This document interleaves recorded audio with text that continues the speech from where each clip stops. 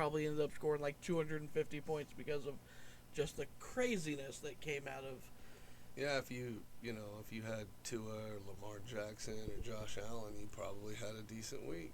Dude, Lamar Jackson put up the most fantasy points that I've ever seen on a quarterback, ever. It's pretty filthy. And it's mind-boggling that he even had more points than Tua. yeah, and well, when you're consistent the whole game, well, and he runs instead of being consistent one quarter of the game. Yeah. Hint, hint, nudge, nudge. We'll get into that and be. We're gonna be bagging on some folks today. We're just gonna get angry. We're hey, Chess, how's it going? Some folks. Chess genius. Chess genius. That person's probably way smarter than I am. Way smarter. That's not difficult, by the way. So I want to go in ups and downs. I did a little. Sure. I want to talk about the picks that I told people to choose last week, and I will tell you who was on and who was off last week, so you know that I'm not BSing you the entire time. Number one, I told everyone to choose Carson Wentz if you needed a backup or to switch from Dak Prescott. Guess what? He got a amazing dump truckload of points this weekend. For Wentz. Wentz went off. I told you, if you needed a backup and you had Dak, this would have been perfect for you. A backup? I just wish he was my starter. Well, now he's looking like a starter. Yes, I have my own playbook. I want to throw another quarterback in there. That if you're still in the need of a quarterback that you think, you're just not. You're not happy with what you have, or it's somebody that I guarantee no one's looking at. He might only play one more game, so this is the big thing. Joe Flacco put up 45 fantasy points last year just by ESPN standard. That's ridiculous. That's more than Carson Wentz had. So I didn't see that one coming. Joe's being Joe, man. He likes to wing it. He was an elite quarterback, and he's showing why he was an elite quarterback. He's trying to keep the Jets in there for, when Zach Wilson comes back. I don't think anybody ever questioned if Flacco could throw the ball. That guy could just throw it all over the field. Oh, I don't think that was the issue. It's his consistency. Yeah. And through 2 games he's been pretty dang consistent. Yeah. Barely losing week 1 and then coming back and having that nice drive at the end. Yeah. We'll talk about that later though. I also suggested Jeff Wilson, 49ers running back. That was a mid choice. He did break his projected, but that's not much. He got 12.3 points by ESPN. That's a mid quarterback, or that's a mid running back right there. If you need someone that just fill your flex spot, or maybe you're in a really deep league, he's still supposed to get more touches this week. I would still suggest picking him back up. 49ers are trying to figure out their running back game, and I think they'll get it settled here in the next week or two. But yeah, he might be the main one when all the dust settles. Jamal Williams was the other running back I suggested. Well, there's 2 more running backs I suggested, but Jamal Williams is another one. He had 12 attempts and 1 reception for 60 yards. That's just about 7 points altogether. So that's not great. I was a little off on that one, but it wasn't. He's for the Lions, man. He's behind DeAndre Swift. So I think he's still going to get touches. I still think he's a mid quarterback or a mid running back. So that's just me. Rex Burkhead, absolute bust. I absolutely butchered that one. That was not even close. I've messed up there. So I apologize if anyone went and picked up Burkhead. I think you're going to be right on that. maybe you just wasn't quite ready this week. I think you're still going to be right on that. Well, I think he has potential to absolutely be a top guy for Houston, but it's just not. It wasn't this week. Well, they're playing Denver, and Denver does have a good run defense, and I just think that was a rough matchup for him. Yeah. Devin Duvernay started off the game with a kickoff touchdown. Like if you're in a league where those points count, because it's still him. He got one touchdown, and they didn't target him as much as I figured they would. He only got 2 receptions on 4 targets for 42 yards, but he still got the touchdown. The 2 receptions, it was about, I didn't write it down, but I think it was about 12 points if I remember correctly. So once again, a mid. I'm not saying any of these guys are going to be stars, but very mid for a wide receiver. He's pretty electric. Yeah. I could see him doing something in the future for sure. Another wide receiver, Curtis Samuel, once again went off. Stud. Again. So that's huge numbers this week. That is Carson Wentz guy. Absolutely, they have some sort of connection between them that literally just. Curtis Samuel's been good before. It's just people don't remember that name, but he's been good before. Yeah. And he is the guy now. I wish I would have picked him up in my fantasy leagues. After week 1, but I wasn't quite ready to drop anybody to have him take that place yet. But I slept on that one, and now I don't get him. But I think he's mostly had everywhere by now. Yeah. Joshua Palmer, unfortunately, Keenan Allen didn't sit out a game. Nope, he didn't. He came back. So, when they tell me that someone's supposed to sit out, I expected it. Keenan Allen came back, and Joshua Palmer got a total of 1 catch. For like 4 yards. So, bust on my end. Still a great receiver. He's just a backup receiver. He's not going to get his chance. He's third or fourth in line, yep. Hayden Hurst. Since I put this on not so much Hurst fault. 5 receptions for only 24 yards. He's tied in with who? Rough game, Cincinnati. That's right. It was a rough game, so we'll get to talking about that one too. Sure. Because I'm not giving up on Hurst yet, though. I think he's still going to be great for them, and I think you're right on all these guys. These are guys, if you have room on your bench in fantasy, this is a good stash. Stash them if you're weak on your bench. These guys are all going to probably end up being something before the season's over. Right. Just aren't sure what game they're going to come out. Right. No, this was a weird week. A super weird week in games, and blows my mind. Games didn't quite go the way we thought they might. Some of them. No, and Flacco this week got top 5 praise by ESPN. Yeah. He got the 4th most QB points. That was a crazy game, but he got when he got that it was in my head like, do we see Zach Wilson come back and Joe Flacco not give up the starting position? Is Joe Flacco still going to be the starter when Zach Wilson comes back?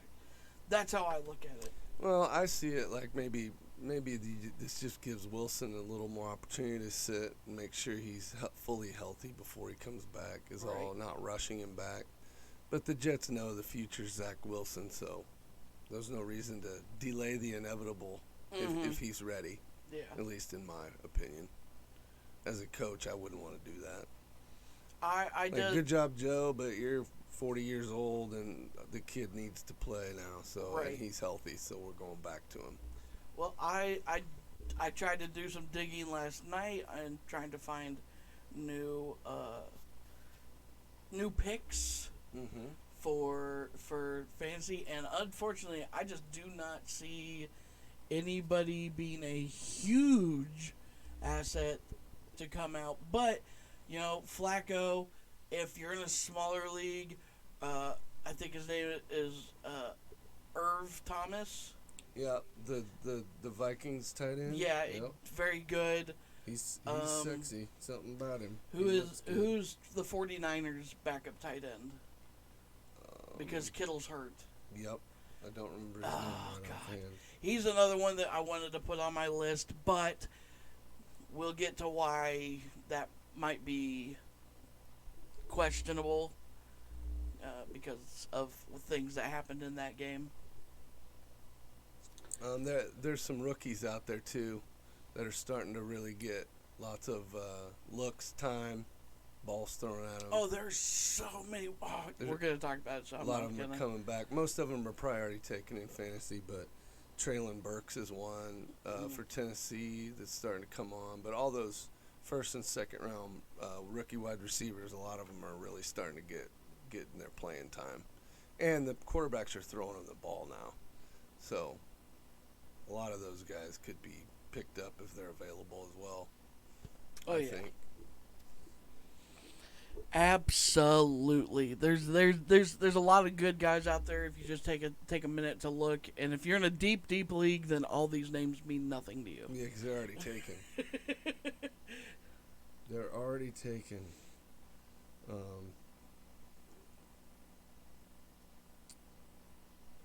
So you just want to jump into games? The one name that I was thinking of, I had to look it up real quick, but Greg Dortch. For Arizona. Dude, Dortch. He's a guy that's come out of nowhere, and he's not doing amazing, but he's really starting to get some numbers. I don't know if he's good or if that in a time where it's like I can't get to any of my good receivers and no one's guarding him, so I'll throw to him. Well, Kyler Murray's using him, and without their stud wide receiver, like all hands are on deck. It's not just Hollywood. Oh no, God no! They've got to throw to other people, so Dortch has made the most of it. But I just like that name, Dortch. Dortch. Greg Dortch. Well, that and D-Hop still's on suspension for. Who knows? I don't understand the suspension rules. I want to talk about that. It's very bizarre. I want to talk about Willie Gay. I really do. Yeah. Okay. So Willie Gay, linebacker for the Kansas City Chiefs, if you didn't know, decided that he was gonna fuck up a vacuum in his own home. In privacy. Was that in his home? Well, yes. Okay, I didn't know if it was at a car wash or where it was. I never heard the details. Nope. It was vacuum, and it might have been a car wash. I don't know. He just fucked up. He fucked up a vacuum. He beat it up. It doesn't matter but nobody recorded it. It was. I think there was like 2 eyewitnesses or 1 eyewitness or something like that. Whatever. Damaged a little property. Damaged a little property. 4-game suspension. And he doesn't get to appeal it. Does he not? I thought nope, this is what it's going to be on this one. Oh, my God. Okay. He didn't even get to appeal it. So, 4-game suspension. Whatever. Honestly, any sort of physical violence outside of your job being a football player should be punished in a discussion. I don't think that it's out of reason for him to get 1 or 2 games. 4 might be a bit much. But it's got to come with some sort of consequence. I thought it'd just be a fine. Yeah. But. So, let's look at Evans. Mike Evans. Got into a fight. It went and pushed Lattimore down. He assaulted a guy on the field. On the field. Attacked another guy because, they retaliated. He retaliated. It was back and forth. It started a scrum, blah, blah, blah. Whatever. Gets 1-game suspension. And he's appealing that and probably will just get a fine. We'll see. Well, I hope they don't. He's been in trouble too many times, so they might not drop it. I hope that they keep the suspension going. But Deshaun Watson had over before some of them were dropped, had over 30 sexual assault cases on him. And he gets 13 games suspension. NFL, you're really making it hard for me to be on your side. Honestly, you are so inconsistent. Well, and what's the guy that bet on his own game? Calvin Ridley. He gets however many he got. Indefinite. Right. We don't know. DeAndre Hopkins, PEDs. Hopkins. I understand the PED thing. Yeah, you want to get rid of those for sure. I get that, but I don't know how many he ended up with. But it's not betting $1,500 on yourself. No. And it's not the punishments aren't tit for tat. They don't make sense. The punishment for destroying a vacuum cleaner that doesn't work shouldn't be the same as or crazy more than starting a fight or betting on it one game. I get it, gambling's bad in your own sport, I understand it, but when the facts came out, it's like he didn't bet very much money, not that makes it better, and he bet on his own team. So it's just things need to make more sense, and they don't. I think there needs to be a hard line for every single offense. It needs to be written in you can't, these gray areas shit, get rid of it, stop. Because the NFL has all the power there. They don't, at least give this to a mediator and let them look at this penalty could be 1 game or it could be 4 games. And let a mediator determine which one that is. Don't let the NFL guys. Well, the fact that they, I know it's their league, I get it. They're the boss. I see it. Roger Goodell, everybody loves to boo him, and he does a great job for what it's worth. He's a jerk, but he needs to be. He's been pushing for a longer suspension for Deshaun Watson, which it's done now. I agree. He can't push anymore. Yep. Literally, they started off at 6. He got it up to 11. It should be indefinite, or it should be definite. It's just gone. Goodell wanted 2 years. Yeah, technically he's already been out 1 year. Yeah, that's true. So, it's almost 2 years. I don't think he should come back. I don't think he should be out of the league.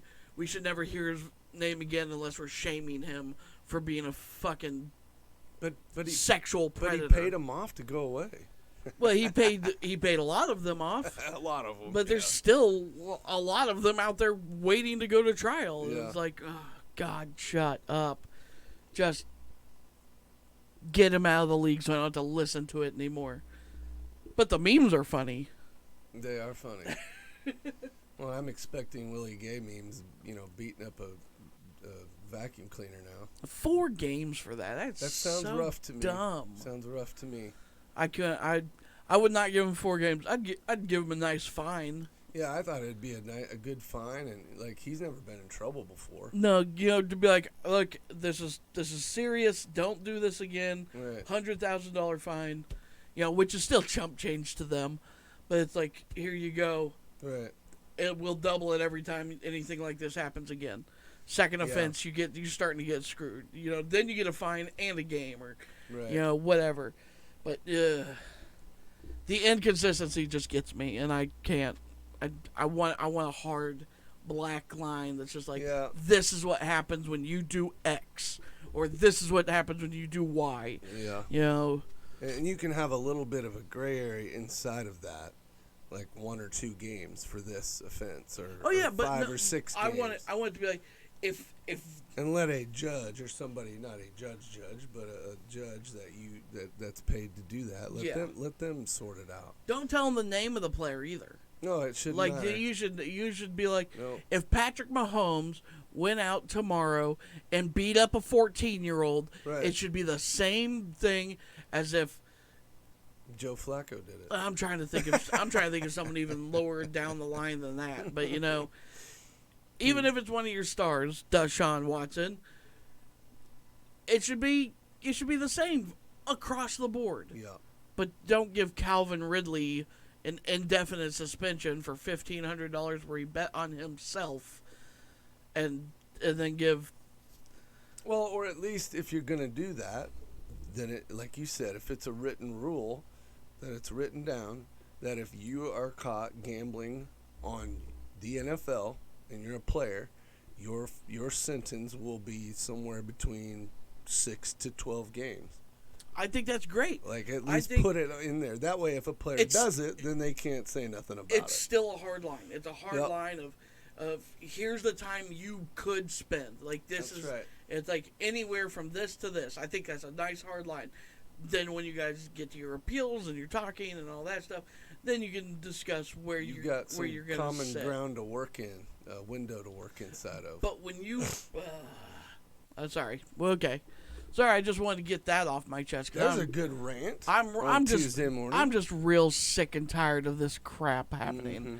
Like, Willie Gay should not get 4 games for this. I don't. He should get a good fine, maybe 1 game. Yep. But he didn't beat up anybody. He's not Adrian Peterson. He's not Kareem Hunt. Right. I mean, He didn't burn somebody's house down. yeah, like this isn't a. All right, let's move on. I am curious to know the details. I'd like to hear from Willie Gay. I'm sure he'll put out a PR. I'd like to know. Something. Well, I mean, I want to know what he did. Like, what happened? Did you put $1 in quarters into the vacuum at the car wash and get mad because it wouldn't turn on? Because we've been there, and trust me, vending machine, you want to beat it up. Like, I'm ready to kick it and punch it and knock it over. No, I agree. I don't know if that's what happened. I don't think. That's what I heard. I don't- Something like that. I but don't think Willie Gay gives a shit about $1. You wouldn't think, but it's the fact that it didn't work or something wasn't right. Like, I don't know. Yeah, I don't. Who knows? Because, I mean, why would you beat up a vacuum if, why would you beat up a vacuum cleaner? I want to for any picture the other vacuum reason? cleaner. Yeah, I hope it was a big one. I want to see what he did. If Like, really- I mightn't be impressed and be like, no, he's getting a raise. I don't know what you're Yeah. talking. I'm putting him as a lineman now. It's like one of those giant ones, Of course, Willie What Gay. did he do? Just punch it once and boom, it was I don't done? know. He Or, broke- like, did he, kick it over, rip it off its nuts and bolts, roll it down the hill, I don't chase it know. down with a branch, beat it with a branch? That would be more interesting. Whatever he did, the law dogs were called, and he got in trouble for it. Yeah, so- well, But any. again, it wasn't an arrest. It's a misdemeanor offense, I think, is what it was called. Well, I think it would be a misdemeanor. Yeah, I mean, Regardless, because he wasn't cuffed and violent. had to go to jail or something. He wasn't violent towards a person. He was violent towards an inanimate object. Right. So I don't think I don't think that was worth an arrest anyway. So Oh, Willie. Willie Gay. I love him though. Keep doing what you're doing, dude. That's unfortunate for the Chiefs because he's been a huge piece of their defense this year. But He that's has. gonna suck losing him for 4 games. And speaking of the Chiefs, let's just get right into the Chiefs-Chargers game. That was the first game last Thursday. So, go ahead. I'll let you start. Oh no, on this I don't one. really have a lot to say on it. It was exactly what we thought it was going to be. The Chargers are built to stop a good offense, and they for the most part they did a pretty good job of it. I think the Chiefs didn't win this game. Yep. I think the Chargers lost the game. Chargers played well enough to win that game, and there's just a couple questionable calls and a couple mistakes. I think this puts in question for me, not that I think that this is a huge roadblock for Kansas City or anything like that, or a huge roadblock for the Chargers. No. I think it does put in a little bit more perspective that if the Chiefs are like this on this type of game, what is going to happen when they play the other 4 teams the next 4 weeks that are all Sure. supposedly top competitors? Yeah. Like, are they going to be able to step up and do something, or are they going to fold under pressure? Because this week, I wasn't impressed by the Chiefs. They won. Hats off to Watson for getting his pick 6, 99 yards, but that's the only reason they won. That was it. And that was the a reason. that was an error by Herbert when he Mhm. should have thrown to the outside and he threw to the inside. I think it's And more they an error baited- on the tight end. Yeah, but- and they baited him perfectly, and they hid behind, snuck in front, caught it, gone. Yeah, that's So- why your receivers need to finish their route. Yeah, don't get lazy, Everett. Everett, he was tired. Oh, He wanted to come off the field. poor baby. You make millions of dollars a game. I'm tired for one play. See, I think the Chargers D is going to squash a lot of folks, and I think over time you'll see that. And I think this will be a little bit more impressive win for you in the future when you see the Chargers go up against some other people. But Right. I think their defense is legit. They are all over the field. They're everywhere, and the Chiefs couldn't get a whole lot going. You know? I think the Chargers have the second best defense in the league, so. Yeah, they might. They might end up being 1, 2, 3 somewhere in there for sure. But you know, Herbert was excellent. Again, you know, with his ribs and everything, he made a nice comeback, and he's always impressive. Yes. The Chiefs are doing a real good job stopping the run right now. They can't. They're still not good against the pass, but there was a lot of things to like in that game. But it wasn't a very sexy game to watch for sure for either one of them. It was honestly. I think the fourth quarter was exciting. As a fan, it's a very entertaining game. Yeah, you know, like, 'cause but it was not. It wasn't what we needed. Like, that's not what the Kansas City needs to keep their mojo going. No. They needed a solid win, and they only won by 3. I don't think anyone's going to get a solid win against the Chargers this year. I'll be surprised. If you're going to beat the Chargers, I think you're going to win by 3, 4, 5 points. Well, That's about it. uh, We'll let- see. I think I could probably name one team that could probably. Well, we're going to skip on that team for now. We're not going to talk about them. When I'm talking about teams, I ain't talking about them. They're on a different they level. are definitely on a different We're talking level. about Buffalo, but we'll get to that one later. God, I fucking hate this chair. Is it uncomfortable? Oh, it sucks. No, but that was a fun game to watch, and the Chiefs were lucky to get the win, but they got it. So you Yeah, know. hats off to you. I believe we both picked Chiefs to win by 3. I had Chiefs to win by 3, and they won by 3, so I Yeah. nailed that one on that. I don't know exactly what you said, but I did. I have mine written down. No, that was one that I so- said I couldn't put a number on it. Yeah. Okay. yeah, Because that's it was right. like, I don't know. This could be a blowout. This could be a close game. It could go either way. Yeah. But I did pick the Chiefs. I do know that much. Yeah. Well, they got it, and those two teams are now, you know, leading the AFC West. So. Yep. Easy leading. Hopefully that doesn't continue to be the way. Oh, Because I kind of was looking for. I know these are all rivalries, but I was kind of looking forward to a dogfight to the bitter end a little bit this yeah, year. Well, But one team specifically is not showing up, and the other one's kind of starting to lean that way. yeah, not a talk good. about that We'll later, get too. to that too. Yeah, it's not a. It doesn't look like it's going to be that crazy awesome as it did this off season anyway. Well, there's still time for it to turn around. Lots of time. So. That's another thing. This whole weekend, we started seeing some teams proving what they are and showing us what they are. So our intuitions were correct. Some teams are starting to shake a little rust off and are probably going to start looking better. And then there's a few teams that are just dominant, and not surprisingly, a couple of them are. But we're starting to put things together. You had said that before the game started this weekend that this was going to be a close weekend, and you're right. This was close. Almost a majority of them. Almost every game was close, or like it started one way, ended another. Right. And it was a fight back. I said this was going to be the weekend for upsets, which at the same time, I think I was also correct. You got some of those. So, we're... If we could just put our picks together, we'd be brilliant. Then we wouldn't be average. Then it would be even worse. Probably would be. Probably would be. What do you have for the first one? I have. It doesn't matter what order you go in. I can find them. We don't have the same list we're going off of here. Yeah, I'm going off of ESPN. Jets Browns. Sure. So, for as much as I want to be on that Browns train without Deshaun Watson there, I want them to do great without Deshaun Watson. I want them to go in and I want them to prove that the Browns made a mistake from getting rid of Baker Mayfield. Mm-hmm. And I want them because, they beat Baker last week.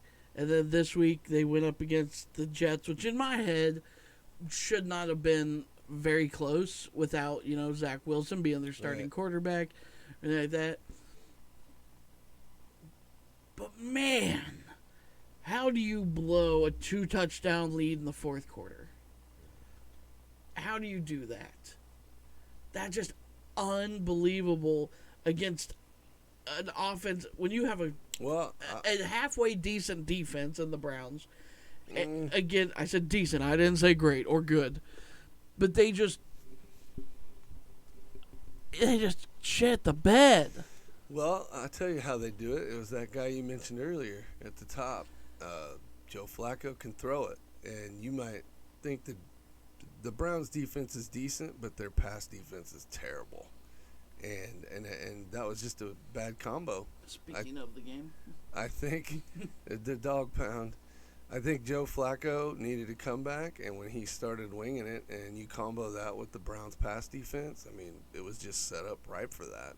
But the Browns were the better team that whole game, except for the fourth quarter. That was it. Whatever time was left on the clock, where they were up by 13. Yeah. That's the Browns just peed themselves. And, the Browns run the ball and stop the run, and that's what they do. So it was just one of those games that I'm happy for the Jets because I like them to get better and show a lot of improvement this year. And that was a good start for me. I liked what they did. Their rookie Garrett Wilson got involved a lot. Flacco hit him a lot. He's going to be a stud. He's fun to watch. And, I just the Browns are running back heavy or bust because Jacoby Brissett is, he's not a passer. Not a sexy quarterback, No. And I just think the Browns are really going to struggle until they get Deshaun back, and even if he's good when he comes back, he hadn't played in so long. Yeah. So I think it's going to be a rough year for the Browns fans, and the Jets got their young guy coming back soon, and I think, I think the Jets look good this week. They can be. And they're pointing I think it's not a high up, but it isn't. Oh, I don't expect them to win very many games. They're not good yet. They're not going to have a winning record, but they're on their way.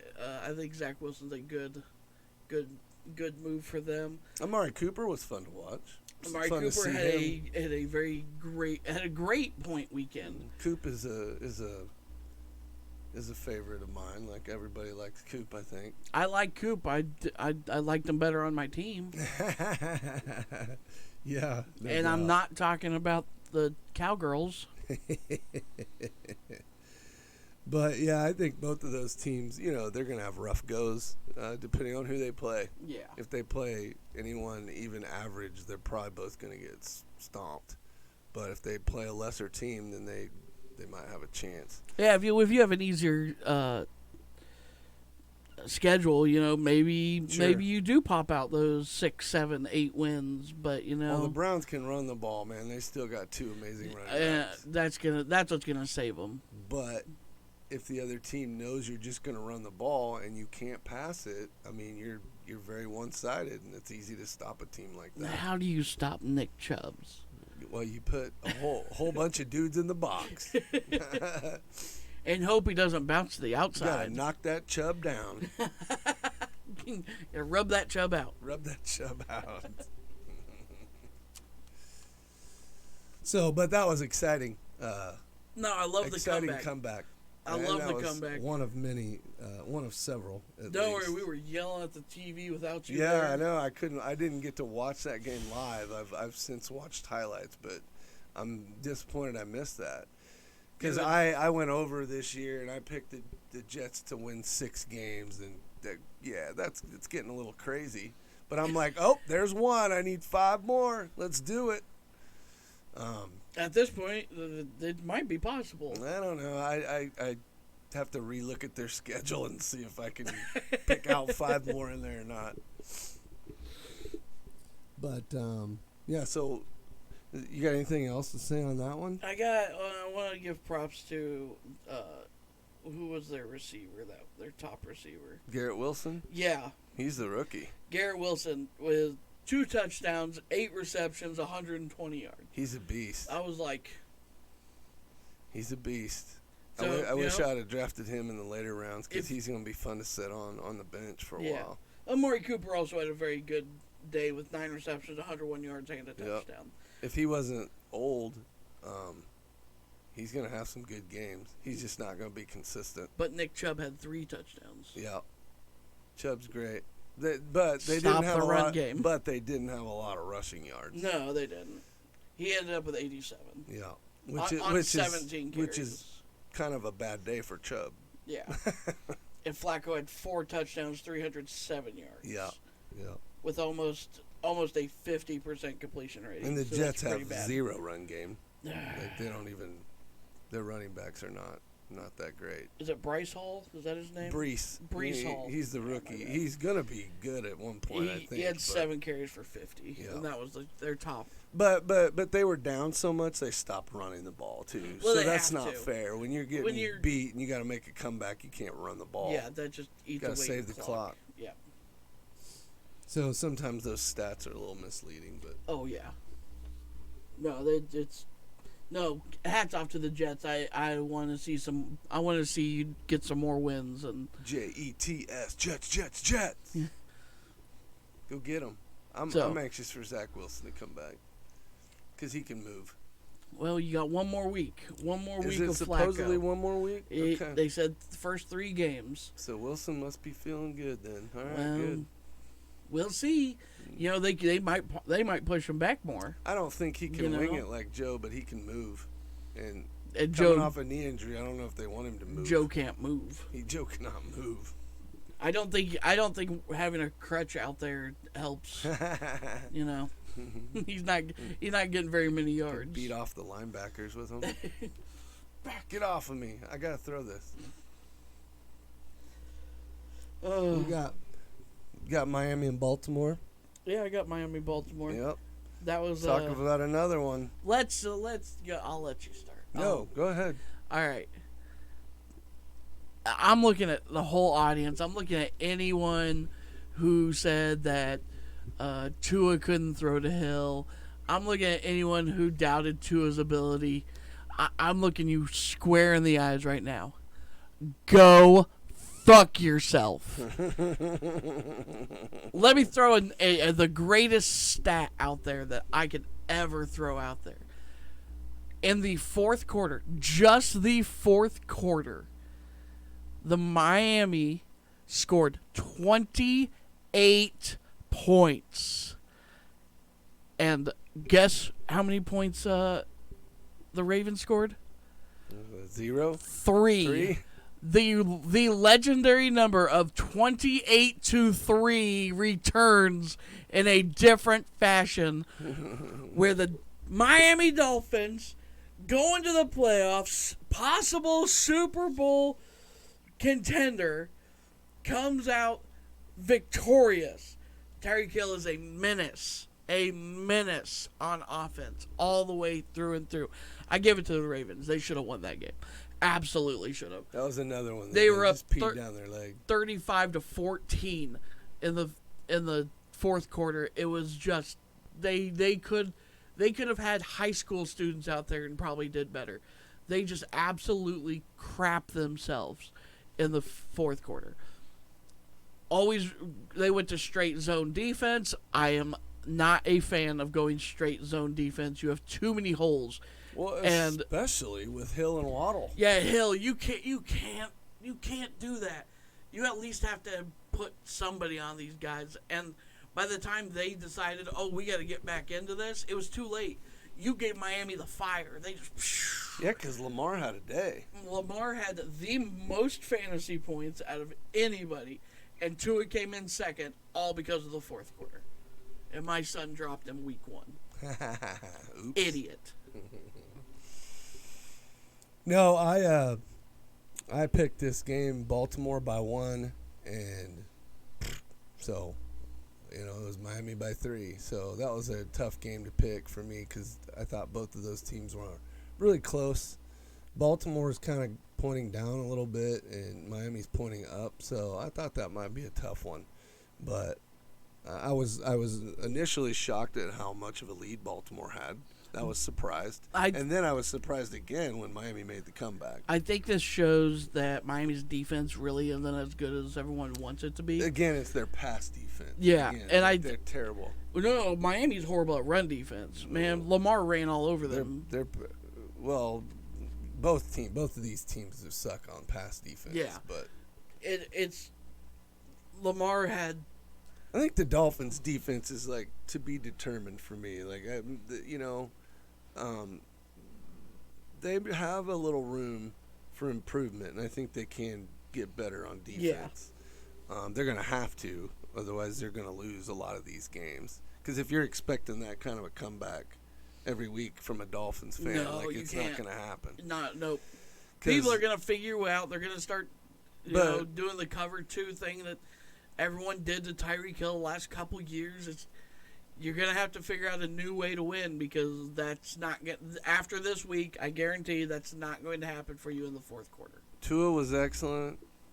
Tyreek Hill, Jalen Waddle, huge weapons, and they were using them though because they had to. Yes. So now I'm curious, like, does this open it up and make Tua realize, or the offensive coordinator, that, hey, we can actually do some of this stuff? Yeah. Because the only reason they went off was because they had to. They weren't doing it before. They didn't do it in the last game. Hill had a decent game. But it's like, I don't know.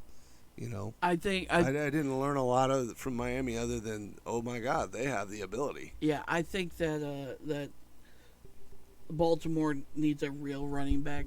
Honestly, this isn't a joke at Lamar. I think Lamar is a great runner, and what he does is far beyond any other quarterback in the league right now. Would he have over 100 yards rushing? 119. Yeah. That's great. On 9 carries and 1 touchdown. I think they'll be much better when Dobbins comes back. Yes, and because Dobbins is awesome. He's pretty awesome, anyways. When your run game is only your quarterback, right? If you get hurt, there goes your entire run game. Yeah. Well, Lamar's already, and he's been hurt. He's been hurt before. But it looks like he's back. I hate running quarterbacks. Yeah. I've said this before. Well, but that's this is the new. That's the focus of the league. This is the new meta. Okay, for all you gamers out there, it's a new meta having a running quarterback. I get it. I'm not saying that he should stop running. I'm just saying he should slide more. But Bateman and Mark Andrews had a good day. Like, he threw it. Bateman had more points than Andrews. Yeah. But I was happy to see them using Mark Andrews again because in week 1 they didn't hardly get it to him. Miami's run game, what run game? Yeah, they have Mostert, probably one of the fastest running backs in the game, and he could not get free. Could not. He ended up with only 50 yards. Well, and again, think about how this game went. Miami had to ditch the running game because they're getting their butts whipped. Well, they ditched the running game in the fourth quarter. Yeah. It's like they didn't ditch it before that. They kept trying. And it was they were just... That's another game I didn't get to see. It was, I missed all the good stuff. Dude, this was a good game. That was a fun one, wasn't it?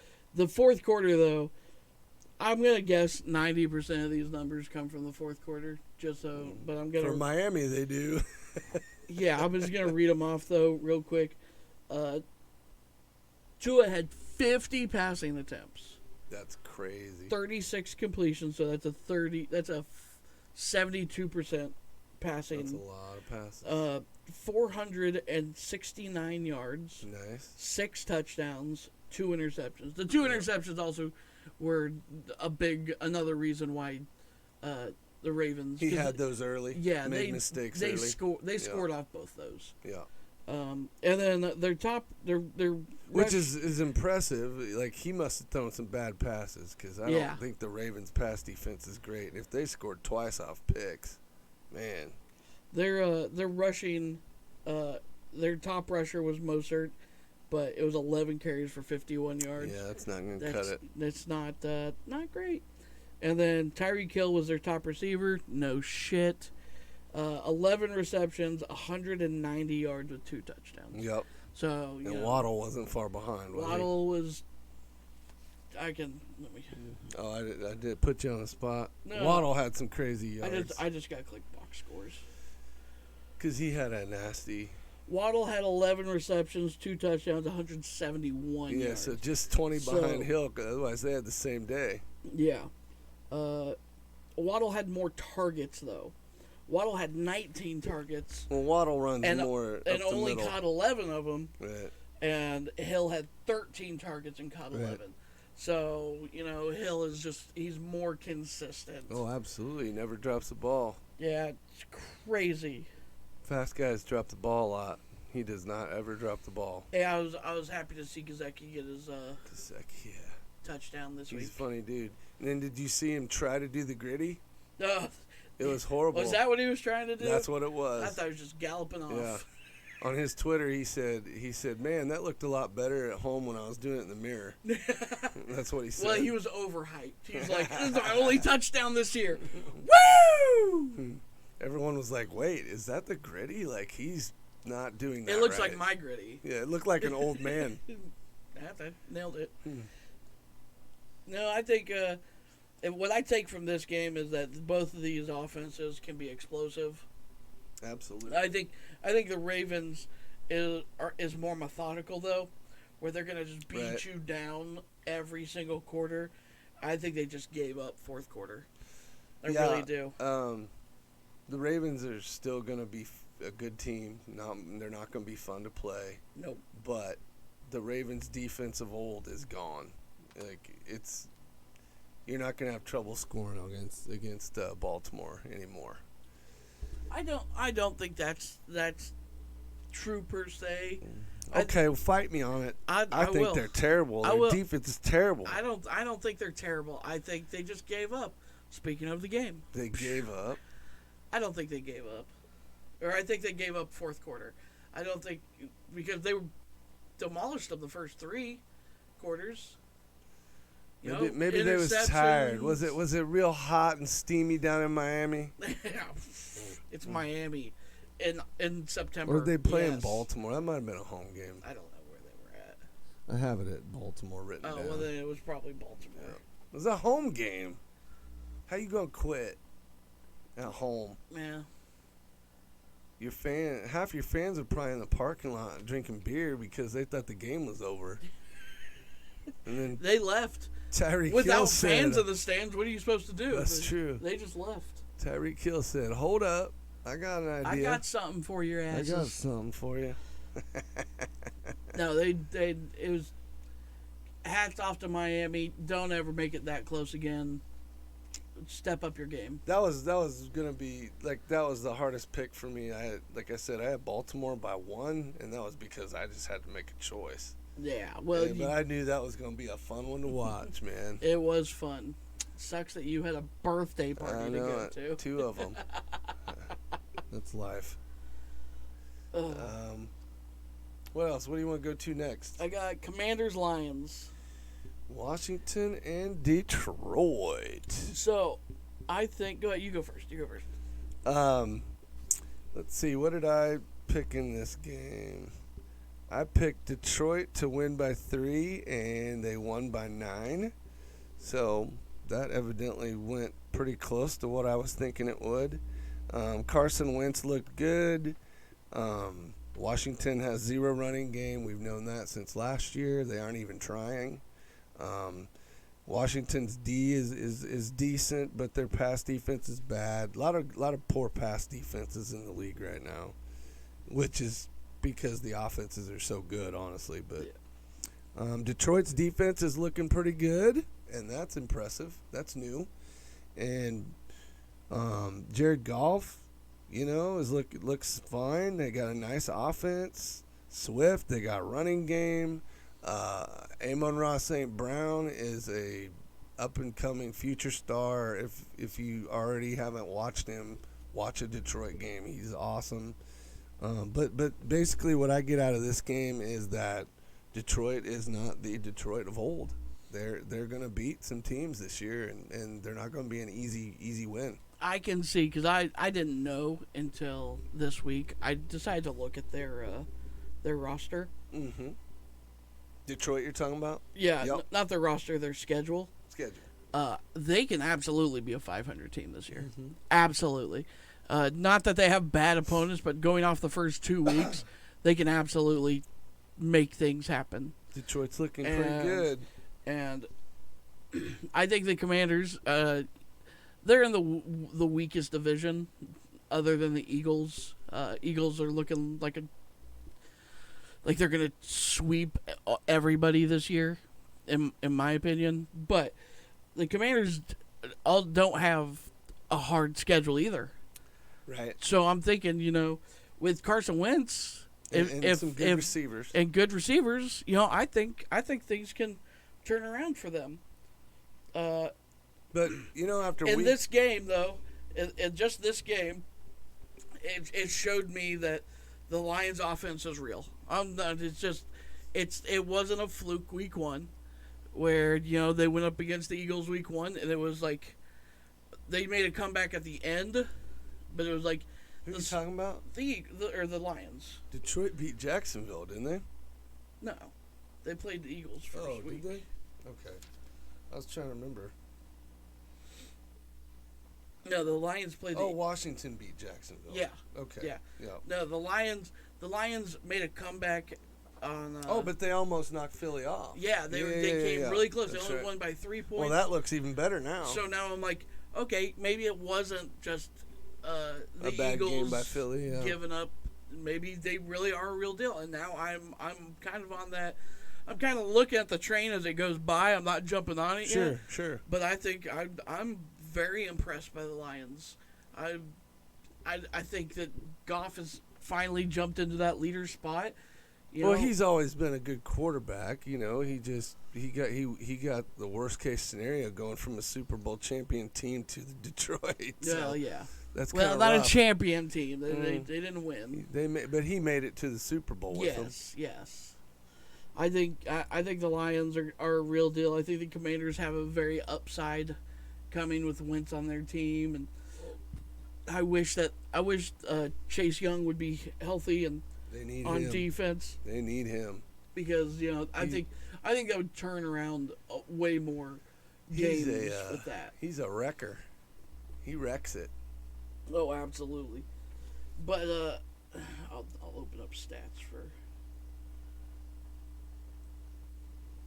There was some pretty good numbers in this game too. A few guys. Yeah, Wentz. I don't need to really go over his numbers. He did fantastic for what was given to him. 337 yards on 30 completions, 3 touchdowns, 1 interception. Almost it was a 99.7 rating overall, which is very good. That's average quarterback number though, but it's still okay. Running game absolutely unexistent. They don't even try. 28 yards was their top receiver or top running by Antonio Gibson. 1 touchdown, garbage, absolute garbage. Drop him if you have him on your team. They don't even try to run. Yeah, Curtis Samuel, baby. He's the man. Number 1 receiver on their team. Here's the whole thing. Look at this list of receivers they throw to. They spread it out. They spread it out. What is there? 5 or 6 over 50 yards? over 50 yards. There's 1, 2, 3, 4. 4 over 50, Four over one at 50. 37, and then just a couple targets underneath. Yeah, their passing game is definitely. They're spreading it pretty out. decent. They're confusing defenses. You know, it's not going to the same guy every single week. But Curtis Samuel is absolutely Wentz's guy. Mm-hmm. Like he hit him. He had 9 targets, 7 receptions, 78 yards with 1 touchdown, averaging 11.1 yards per catch. That's amazing. That's a good week. That is. Honestly, you'd think they'd have scored more than 27. You'd Did think he have so. any picks? Turnovers, fumbles? I didn't know. He 'Cause had it seems like one they interception. 1 pick. 1 pick. Seems and- like they should have scored more than 27. Is all I was getting at. Oh, absolutely. And fumbles. They got no interceptions, so. No. Kicking, punt. Nope, doesn't look like any fumbles. Okay, well, they just must have stalled out a few times. 1 fumble, but it wasn't lost. Gotcha. So, yeah. That's still that's okay. I think that's don't be mad at the Commanders for that one. That's a good week. Regardless, you know, Lions were just a little bit better. I think we're gonna at the end of the year. I think we're gonna say, wow, the Lions were a lot better than we thought they were. Well, You know. here's the number one thing that I think is really funny. Lions actually have a running game-ish. Swift can be awesome. It's like St. Brown was actually the leading rusher. He's a badass. Leading runner. With only 2 carries, he led. They did some trick plays. He did 68 yards off 2 runs, He's so but fast. one of his runs was 58 yards. And Swift had 5 carries for 56, and then Williams had 12 runs for 53. That's 3 runners for over 50 yards apiece. Yeah. That's pretty good numbers. And then St. Brown with 9 receptions and 116 yards, 2 touchdowns. Yeah. That's crazy. No fumbles. They're gonna go to him a lot. Jared Goff, 4 touchdowns, no interceptions. Yeah. His rating was 121, by the way, 0.7. And those aren't rookie numbers. Nope. Like he's turning things around in Detroit. You know, not that Matthew Stafford was bad in Detroit, but he didn't have weapons like Goff has now. He had Megatron, but one guy does not win you the game. As you see with Stafford and Cooper Kupp. Tell that to them last We year. can say this later. You know. He's reverting. Yeah, He's reverting to his Detroit days. You are Calvin Johnson. I will refer to you as No, that. what I'm getting at is Stafford's always been like that. He fixates on one guy, and then he just goes to him constantly. Yeah. You know, he's always done that. And Megatron was exactly the same, Right. which is why they couldn't win with Megatron and Stafford. Yeah. Who do you got next? You keep going because I don't know what we skipped over. Okay, Buccaneers Saints. Tampa Bay, New Orleans. Let's talk about Buccaneers really quick. I had the Bucks winning by 6 and they won by 10, so that's yet another one that I got right. We're not. There's not very many, so I thought this was going to be an ass whipping, honestly. I thought Tampa Bay was going to go in there, win by 3 touchdowns. I thought. This that's right. You picked this. I thought this was gonna. I thought this was gonna be one-sided, and there. And to be fair, this score does not reflect it. It was one-sided. It was. Tom Brady won. He's got 2 choices in my head right now: either get the hell off the field and retire, or commit. If you're gonna be on a roster, be on a roster. Don't be. You're getting Wednesdays off now is really weird to me. I understand. Evidently, a lot of players do that. A lot of players get a day. Veterans will get a day off during the week. It's pre-cleared with their coaches. In the middle of the week, though. I don't know about the day, but some of them take Thursday. I know that. I don't know. We just don't hear about it because it's not Tom Brady.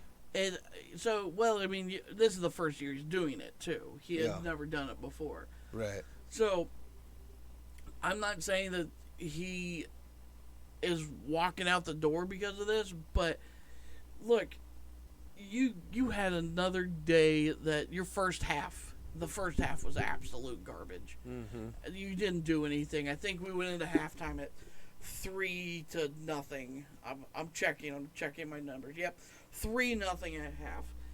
It was just, I don't know what the hell you guys were doing. New Orleans was up. You guys shit the bed, and then you went into halftime. Then you came out. Playing. If they didn't have Jameis Winston as a quarterback, and they had any other quarterback, you guys would have lost that game. It's like Jameis Winston just is. He throws too many picks. And that's what he did. He threw a bunch of picks.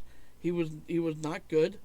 It was an awful showing from Jameis Winston and the Saints, and you guys got lucky. Honestly, it was probably the third weakest performance I saw this week. What I see when I look at these two teams, so when I think of Tampa Bay, I see a rusty Tom Brady that sat out preseason, and I see Godwin missing. I see, and then Ding Dong gets booted from the game. Evans. He doesn't have a lot of weapons. He doesn't have Gronk. I just think that Tampa Bay is a little rusty, and I could see I see this ship getting better every week, and I think they're going to be there because their defense is still number one in my book, number one or number two. Like, their defense is amazing, and they continue to prove that every week. Jameis Winston makes a boatload of mistakes. He's a fun quarterback when he doesn't, but he makes so many mistakes. So many brain farts out of that guy. But again, you're playing against Tampa Bay. They're going to make you make mistakes. Mm-hmm. New Orleans, they have some decent weapons, and they need Kamara back. And the New Orleans defense isn't as good as it once was either. I think that's slipped a lot when the coach left, and New Orleans isn't very sexy to me, but they have some ability to be better. I think if they get Kamara back, and they got Michael Thomas, and then there's another the rookie Olave or whatever, however you say that. There's some weapons there, but for me, this just showed me that Tampa Bay's defense was the true MVP. Better than New Orleans' offense was, and that is exactly what I thought it would be. Mm-hmm. I think in the future you'll see Tampa Bay continue to trend upward and get better, and I don't expect them to be very far off it by the end of the year. Yeah, I just don't. And New Orleans is going to be that 500-ish team for me. They're going to win a few games because they got weapons, and then they're going to lose a lot of games because their defense and Winston. I mean, that's just. Well, I think you're right. I do believe they'll probably be close to a 500 team, but they'll still be second in their division. That's very possible. And it's Tampa Bay is going to end up being a 10 to 12 win team again. Yep. As long as Tom Brady doesn't retire. If he does retire, then it might all go downhill, because then they have Kyle Trask. Yeah, he's not ready. I know he's got a lot of work to do. Yeah, Winston threw 3 picks yesterday. His rating was 55.8. It was just Ouch. That's what Tampa Bay's D does to you, though. I don't know if you can go lower than like 40 something. I think you literally have to do nothing to get something lower than 40, but you're at 55.8. Not a good showing. Ingram, that was another one that I wanted to talk about last week. Oh, yeah. Coming and just he's now the Frank Gore. He really is. That dude is never going to retire.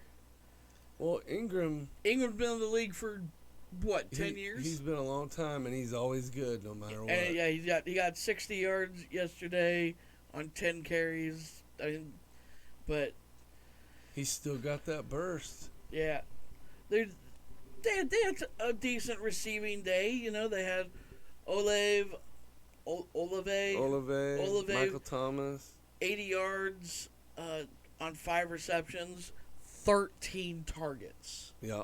Which means either those are way off or he just doesn't have hands. If you go through and look at all the rookie wide receivers that were picked in the first couple rounds this year's draft, and you look at all their targets right now, they're all getting targeted a lot. It just usually takes a few weeks for them to get the trust of their quarterback. Yeah. But I think you're going to see some of these dudes blow up. Michael Thomas with 6 receptions off of 9 targets, but he was their 1 touchdown of the day. And this is their fumble list, by the way. Yeah, so you're not going to win. I don't know how many they lost. You ended up with 4 fumbles and 2 losses on those 4 fumbles. Yeah. With 3 interceptions. That's, guys. But, again, go look at every team Tampa Bay plays this year and look how many fumbles I bet and there's picks. plenty of them. Now, that's a little overboard there, but Tampa Bay causes trouble, man. Yeah. They hit hard, they chop balls out. You know, they're... the Buccaneers are not untouchable. Oh, absolutely It's not. like it's just not going to be fun. Tom Brady still didn't have a good fucking day. Nope, he's still rusty. He was 50% on passes. 55% on passes. 190 yards, 1 touchdown, a rating of just under 80, 79.3. That's not good. It seemed like From he was somebody who's supposed to be the GOAT.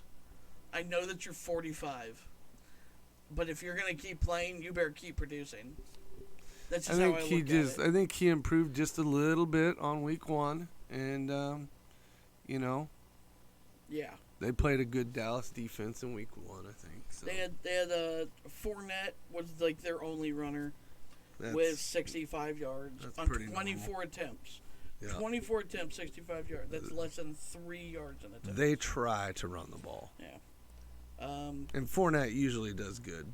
Their top receiver was also the receiver who got kicked out of the game in the 4th quarter. Yep. Mike Evans. Only 3 receptions, 4 targets, 61 yards. I mean, not bad. Right behind him is Perriman. But, yeah. And then fumbles, they had 1 fumble, 1 loss. And that was Tom Brady getting sacked. Mm-hmm. So, I don't really count that against Tom Brady because that's...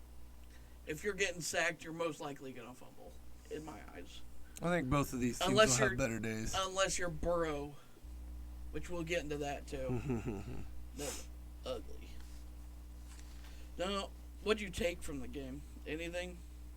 No, I just think I think that there's too many things missing from both of these teams to really give a good get it. This is one of those games I don't get a lot out of because there isn't a Godwin, there isn't a Kamara, and those are big pieces to those puzzles.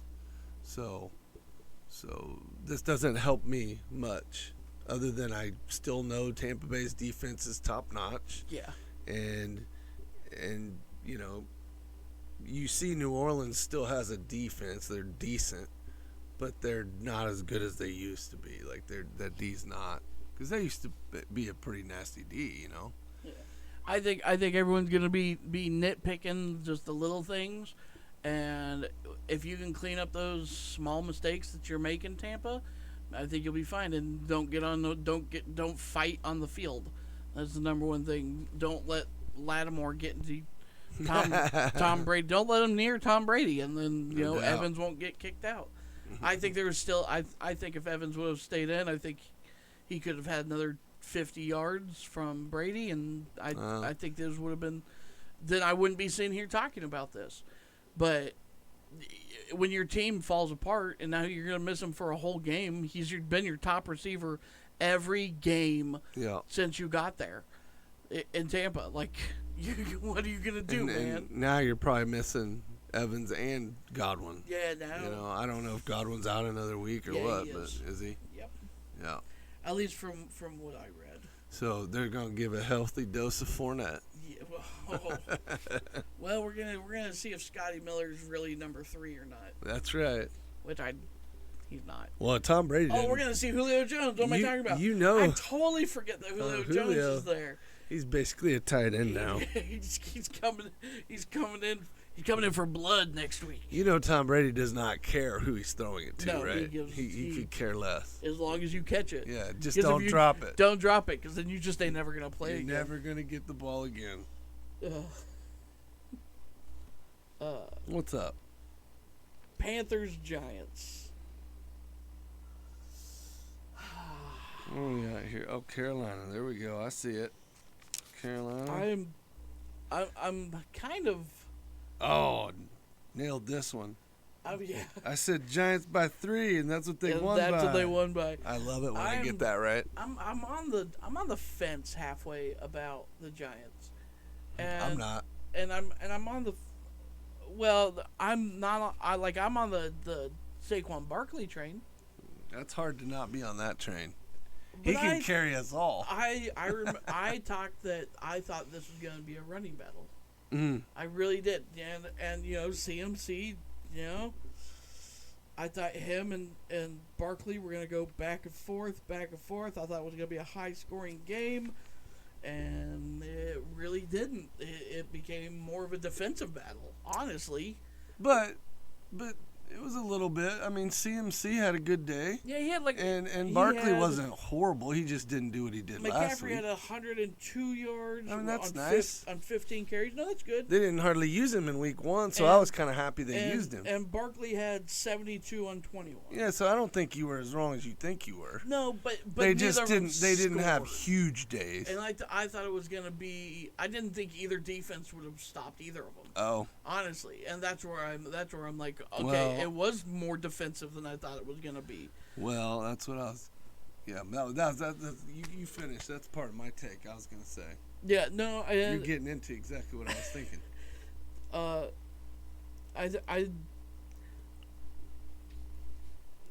I understand why Baker was picked up by Carolina, but he needs to lose his damn attitude. Yeah. You didn't see it. I didn't see it. Nope. I saw the second half games, not the first. He needs to stop being a crybaby bitch.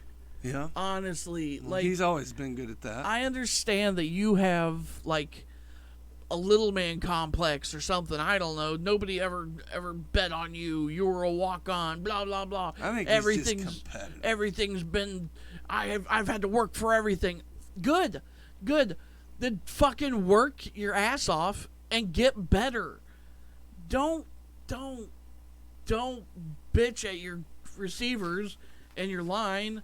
You get better. You had ample opportunity to win this game. Ample. I can't fathom how much arguing you do with your line and your receivers and your running back instead of just pumping them up. Make them better. And it's sad. It's just you're trying to do the Tom Brady thing when you're not Tom Brady. So, go ahead. No, let me explain this to you. I see Baker as a very similar situation as Tom Brady in that I think he's very rusty because he was late getting into this team, late joining this team. Yes. And I see a lot of frustrations where people aren't where they're supposed to be, and he's probably not delivering that message in the right way like we always tell our kids. Mm-hmm. There's a way. Correct. There's a way to yell at your teammate without being an ass to him, and Baker's always been that way. He's very competitive, but he does it the wrong way, or he gets caught on camera too much, something, I don't know. But I think he gets caught on camera so much because he does it so much. He does it a lot. Yeah, no, that tells you that he does it a lot behind the scenes too.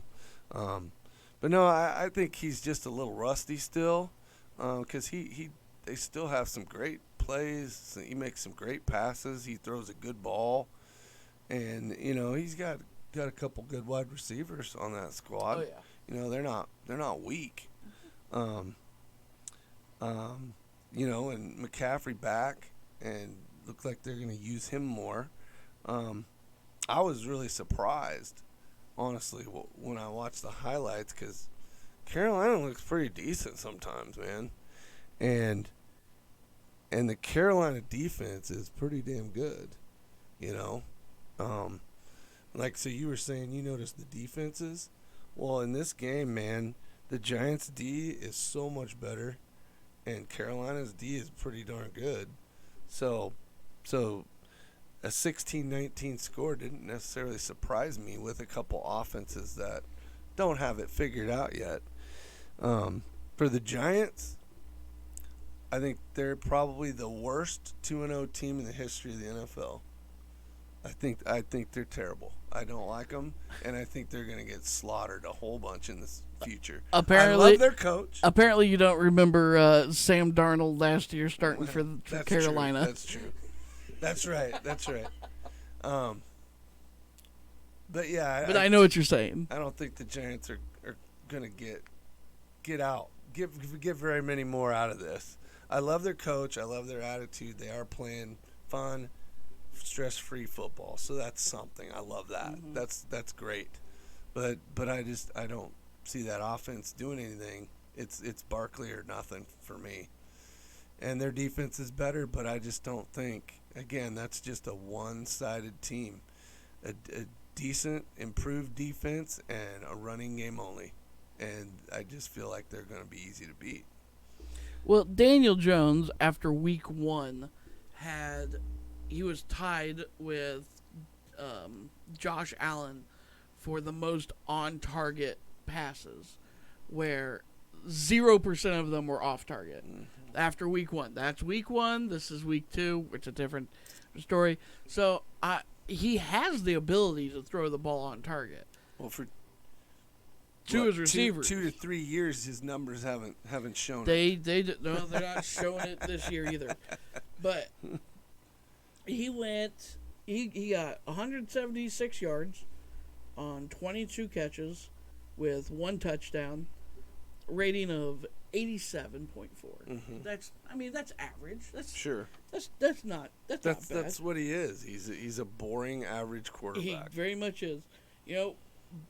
Barkley had 72 yards on 21 attempts, no touchdowns though. Right. That was a sad day. They corralled him. They knew what they were going to try and do, and he has a list of 8 different receivers he threw to. 1 over 50, 2 over 30, and then the rest were just little ones. So, they're spreading the ball out a little bit, but they're not getting those big chunk of yards. Well, and I will say this, Daniel Jones doesn't have a whole lot of guys to throw to that are amazing. He's got a few weapons out there that are lesser names, but it's the Barkley show. Absolutely. And I am proud of the Giants' defense. It's gotten better, but I'm saying there's going to be a correction coming soon, y'all. Yeah. And the Giants are going to be on the losing end of that correction. And on the other side of that, I think Carolina's going to end up looking pretty good by, mid-season. I think they're going to be just fine. There's going to be a turnaround, but here's what worries me right here. Baker Mayfield with 145 yards, which is less than... Not very much. Less than 50% completion rating, sure. So 14 out of 29. Didn't throw it a whole lot. Nope, that's the thing. Did get a touchdown. Rating of 74.6. That's still right in the average rating.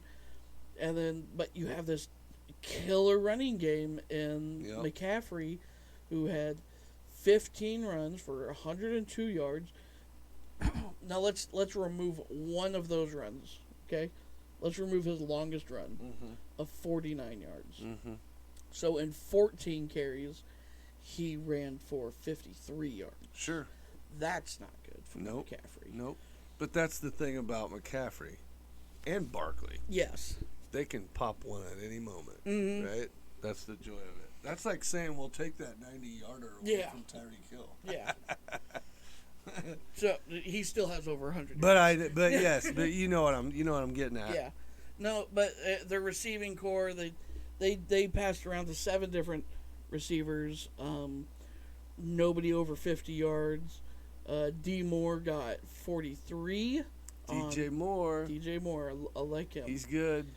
He's the only one. He's the touchdown of the day. And then crazy hair guy, Yeah, Robbie Anderson. Robbie. But DJ Moore, 3 receptions, 43 yards, 6 targets. So, that's only 50% catching.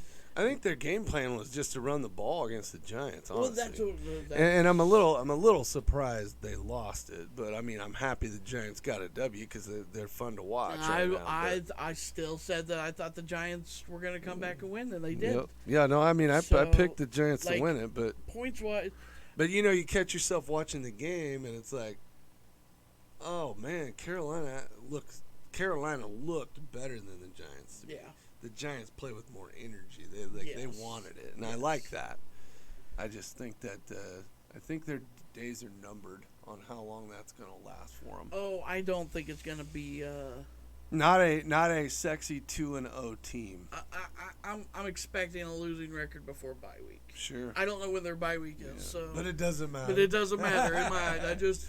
I don't know their schedule either. So they might lose the next 4 in a row or something. I don't see either of these teams having a winning record when bye week comes around. I don't either. You get your bad games out early, and you recover now. That's what it's time to do.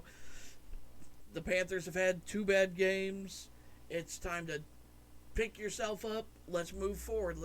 Let's just improve on what we messed up on, and we'll be good. That's what I'm basically saying out of this game is I expect these 2 teams to be flip-flopping soon. Yeah. I expect Carolina to be playing better and going up and Giants to point down. But I hope I'm wrong because I'm rooting for the Giants. I love their coach, and I love some of the players on defense. Yeah. They're fun to watch right now. It's like watching a college football team almost. I mean that in a good way. I mean that in the nicest way possible. I mean that in a good way. All right. What's up next? We have Patriots Steelers. This is the one we watched, extremely hard over it. Yes. Over in the garage. Patriots and Steelers. And I'm picking that one because I want to talk about the last noon game. Sure. I had Pittsburgh winning by 3 and New England won by 3. Yeah. That was one of those games where, dude, I couldn't have guessed who's going to win this game, and it showed on the scoreboard. Well, it was kind of a gross game. It's real bad when one of the New England won 17-14, by the way. Yeah, 17-14. It was bad when we were watching because when you do pick'ems, you then root for the guys that you think are going to win. Right. And instead of, rooting for the team that you really want to win. Did you pick Pittsburgh in this? Yeah, I did. Yeah. The big thing to me during this whole weekend was listening to a Chiefs fan root for the Patriots. And I was like, God, Was that happening? You are such a homer. And yes, that did happen. That's interesting. Why was he rooting for them anyway? Because he picked them on Pick'em. Oh, just because he picked them. And it was like, gotcha. Shut up. I know for Pick'ems you want them to win. You want that loss on your Pick'ems right now. Yeah.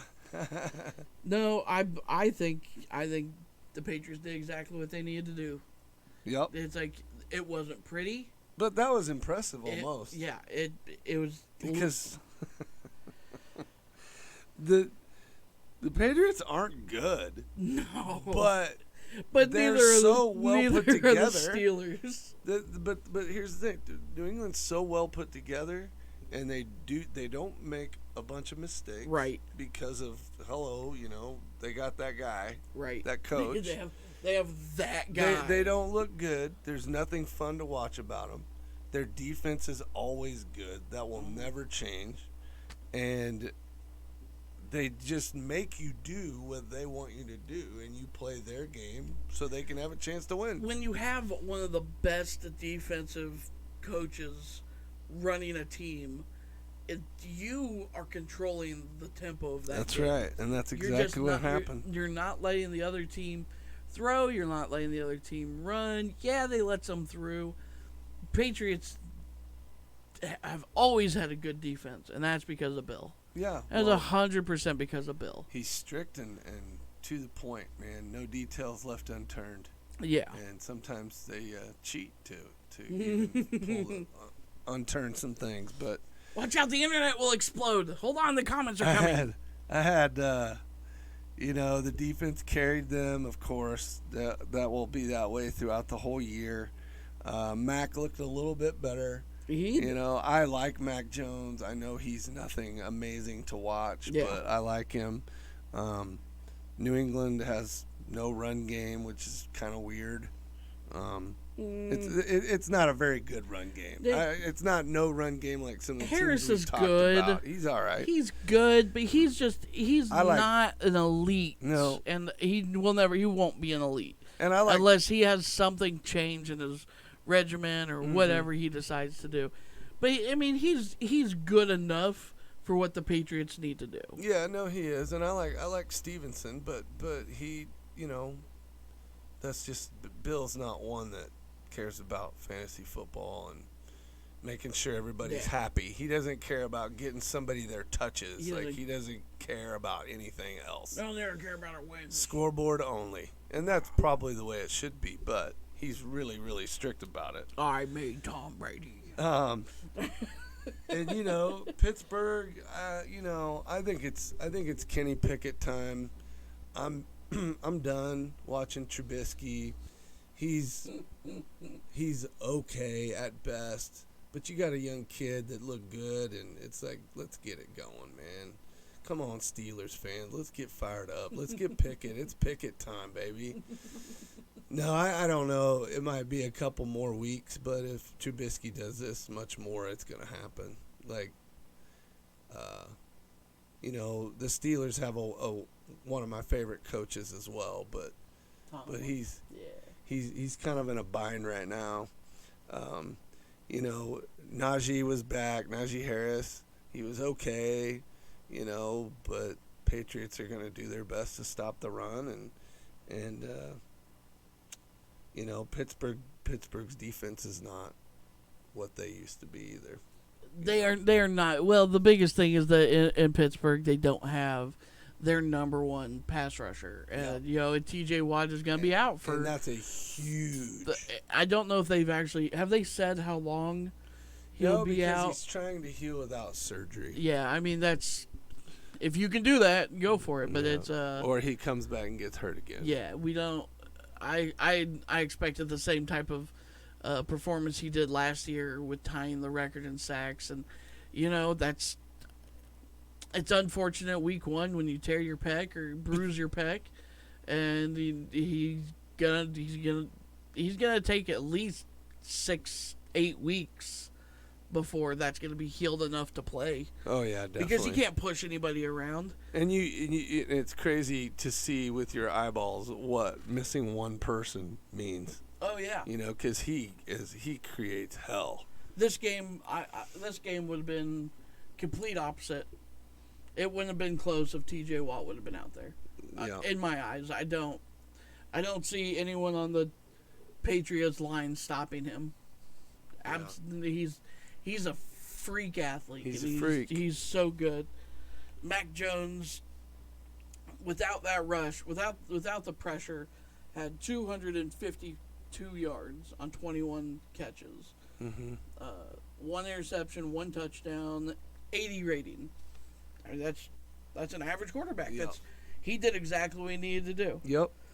Aguilar and Myers, I think, had decent days. Aguilar had 6 receptions with 6 targets, 100%, and 110 yards with the only receiving. Oh, he was over 100. Okay. Yep. And I've always kind of been a closet Aguilar fan. I like Aguilar. I don't know why. I just like it for some reason. I wish he wasn't so money hungry, but I do like Aguilar. He wants more than he's worth. I'll say that. Yeah. Myers was their second with 9 receptions out of 13 targets with 95 yards. And then the next one is 16 yards. So, they got their 2 guys for receiving that they like to throw to or that Mac likes to throw to. But he targeted 9 different receivers. So, he's trying to spread the ball out. These are going to be 2 teams that are going to be hard to pick in the future. I think so. Because New England's always difficult because how good, is their defense going to do what they need to do to win? Yeah. And then with Pittsburgh, I'm like, geez, what are they going to do? Is Najee going to run the ball? I'm going to talk about that Pickett thing. Cause Trubisky. What you got on old Mitchell? Mitchell Trubisky. 21 for 33. That's not bad. That's not bad. That is not bad. That's 60%. That's good on you. 168 yards. Though. Woo, sexy. Those were all short passes. They were not looking good. 1 touchdown, 1 interception, rating of 73.8. Yep. Not what I would call starting quarterback. Here's my deal. Pittsburgh's they still have some weapons. Oh, they got Najee Harris. They got Deontay Harris. They got Claypool. They got Johnson. It's like, you guys, that's what I'm saying. Pickett's not doing it, and he's got weapons. Or not Pickett. I mean, Trubisky's not doing it, and they have weapons. So that's where I'm like, well, you got to get somebody in there that can use those weapons. Well, the one thing, that we talked about, Patriots will stop the run game. Najee Harris had 15 carries and less than 50 yards. Yep. 49 That's yards. almost to be expected, though. No, absolutely. That's come on. That's unbelievable. They're going to stack the box and make you not run it. And then in receiving, they had Johnson was their top guy. 10 targets. Deontay. 10 targets, 6 receptions, only 57 yards, though. Yep. And then it goes down to Harris. They were doing a lot of short routes, probably a lot of out routes, a lot of stuff across the middle. Harris had 40. Because that's all New England will give you. Claypool, Pickens, and Freiermuth. Patrick Freiermuth. I can't say his name. Freiermuth. But Freiermuth. Sounds like a German meal. They all had I'd like some Freiermuth. They had all in the 20s. He only threw to 6 different targets. Yeah. That's if your 6 targets are great, good. But it's just it's hard. And they gave up a fumble, by the way. So Steelers, I'm gonna have a hard time picking you guys in the future, man. You're killing me. You should have lost that first game too. Yes. It wasn't that one. Didn't they beat Cleveland? No, wait. Who'd they beat? They beat Cincinnati. That's right. But now that doesn't look so sexy of a win now, does it? In the beginning, I was like, "Oh man, I don't Pittsburgh's think it looks sexy real." as a win on that day either. I agree that I think it is time to pull Trubisky back. Yeah. No offense, Mitch Trubisky's great. I love his attitude, but your attitude is not going to win games. Well, and then worst case scenario, you got a good backup for the rookie. Yeah. Who very well could go get hurt or stink it up or get frustrated, and you can put Trubisky back in. I also don't think that Pickett is their answer. I really don't. I don't. Well, I mean, you don't know. I don't. They don't know. Nobody knows. Unless Tomlin knows, and that's why he ain't playing. Hint why Trey Lance didn't start until this year. Sometimes they want those guys to wait, But I just... Look at Jordan Love. Yeah. I was on that train, and now I'm not so much. But you got kicked off your own train. I did. You can still be on it, but... I'm just holding on to the back. The train's not moving. I'm holding on to the back of the bumper. No, there's so much I want to see and from the Steelers this year, and because everybody knew this was going to be a rebuild-ish Mhm. year. Yeah. Without Ben and a quarterback you've had for almost 20 years, it's like, That's what sucks is they still have weapons though, man. well, they do have weapons, Because they and had the best rookie running back I from would've- last year. I would have made a move for Russ, honestly, Russell Wilson. get a proven, a little bit Yeah, more proven just quarterback. somebody. Just I would not have drafted Everybody thought from this QB from this draft. I wouldn't have gotten a QB. I think a lot of people thought that Trubisky was just in a bad setup in Chicago, so that maybe he just needed a change of scenery. But it's not. It looks like he's the same dude in Chicago. I don't think it's not a weapon thing. It's a personnel thing. Yeah. Yeah. Steelers, man, I don't know. I don't know what to do with you.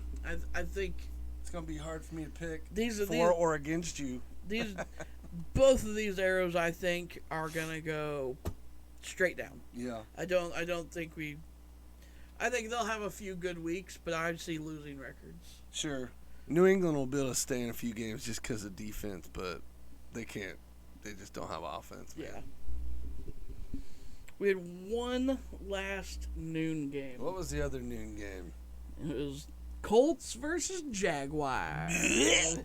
You're only puking because of who you picked. Well, not just that. Not just that. But I've, this is just me. It's taken two games for me to realize Indianapolis is now just a terrible football team. And who knows? Maybe they will solve a few problems in the coming weeks. But their defense is no longer the defense that I used to watch. Like last year, I think they were like a top 5 defense or top 7. I don't remember where they finished out the season. But yeah, right now it just looks absolutely gross in Indianapolis. Matt Ryan looks like he's absolute toast. He just, I don't know. It's like Trubisky. It's like you've got weapons and you're not doing it. So I don't know what to say. I guess all the people in Atlanta would say, "Oh no, he's looked like this for a while now." You guys are just hoping he would be good again. But when you got the best running back in football, what WTF? That's all I got. WTF. I look okay. So we had. I'm gonna shed a little light. We had a talk earlier this year in the off season of about Matt Ryan and if he was a Hall of Fame quarterback, and I think he is. Honestly, he has the numbers for it. Longevity isn't so much on my high priority on what makes you a Hall of Famer. I came around and agreed with you But, eventually. No, yeah, but he's got numbers. He's a very consistent quarterback, even on losing seasons. Yeah. Like he's still putting up numbers, and it just shows that he is a top quarterback. No, he's not to the level of his prime that he used to be. Right. But he's in a new system. He's always had the same system. So working off that same system, he can keep going and keep producing. Now we're seeing rookie Matt Ryan again, but at a way later age. He's just old. And I don't know if it's a coaching thing. It's absolutely not a fucking weapons thing. Everybody loves their coach, and their coach has never been a poor coach before. Like, everybody loves that guy. No, I'm not saying he's a bad weird. coach, but I don't understand what's going on. If I was coaching, and I might like you on a personal level, and love you as a coach because of who you are. Sure. But you might just be an awful play making Maybe coach. he's a play though. caller, Like right? If he's the one making plays, I don't know. Yeah. I don't know what the issue is in Indianapolis. I'm not willing to give up on them yet. Not when you look at their roster. Yeah, like you. Pittman was also out, which sucks. Yeah, that's their best receiver. That's a big weapon. I get it. Matt Ryan had an abysmal day with 16 for 30, which is just a little over 50%. Right. 195 yards. Yeah. 3 interceptions. Ouch. I don't know how many games he's ever had before this that had more than 1 interception. That's a fun question to. But his rating is the lowest of any quarterback this week Yeah. at 34. That's not a good one. Bottom of the barrel. I don't think it's physically possible to get lower than that. Their running game got shut down. Absolutely shut down. 9 carries by Taylor. That is abysmal. Why are you only running Taylor, the best running back in the league, 9 times? You have got to be kidding me. My fantasy football team agrees. 54 yards. You gave him 54 yards. You ran 3 other guys for 3 yards, 0 yards, and -3 yards. Whammy. Yeah, it's that god awful. God awful. I don't know what you did. Were you on defense the whole time? Because I know you weren't. I know it. I watched this game on Red Zone. This was not a game that once you guys got down by 3 scores, I was like, oh, I'm done. There's no point in me watching that. Absolutely not. You guys were shit. Absolute shit, Indianapolis. You got passing. Dolan, 5 receptions, 7 targets, 79 yards. And then everyone else is 30 or under. Yeah. Like you I don't even know who Dolan is. I have no clue. No clue. And I am in a deep fantasy league. Yeah, I'm not. How do you spell that? Dulin. Dolan, man.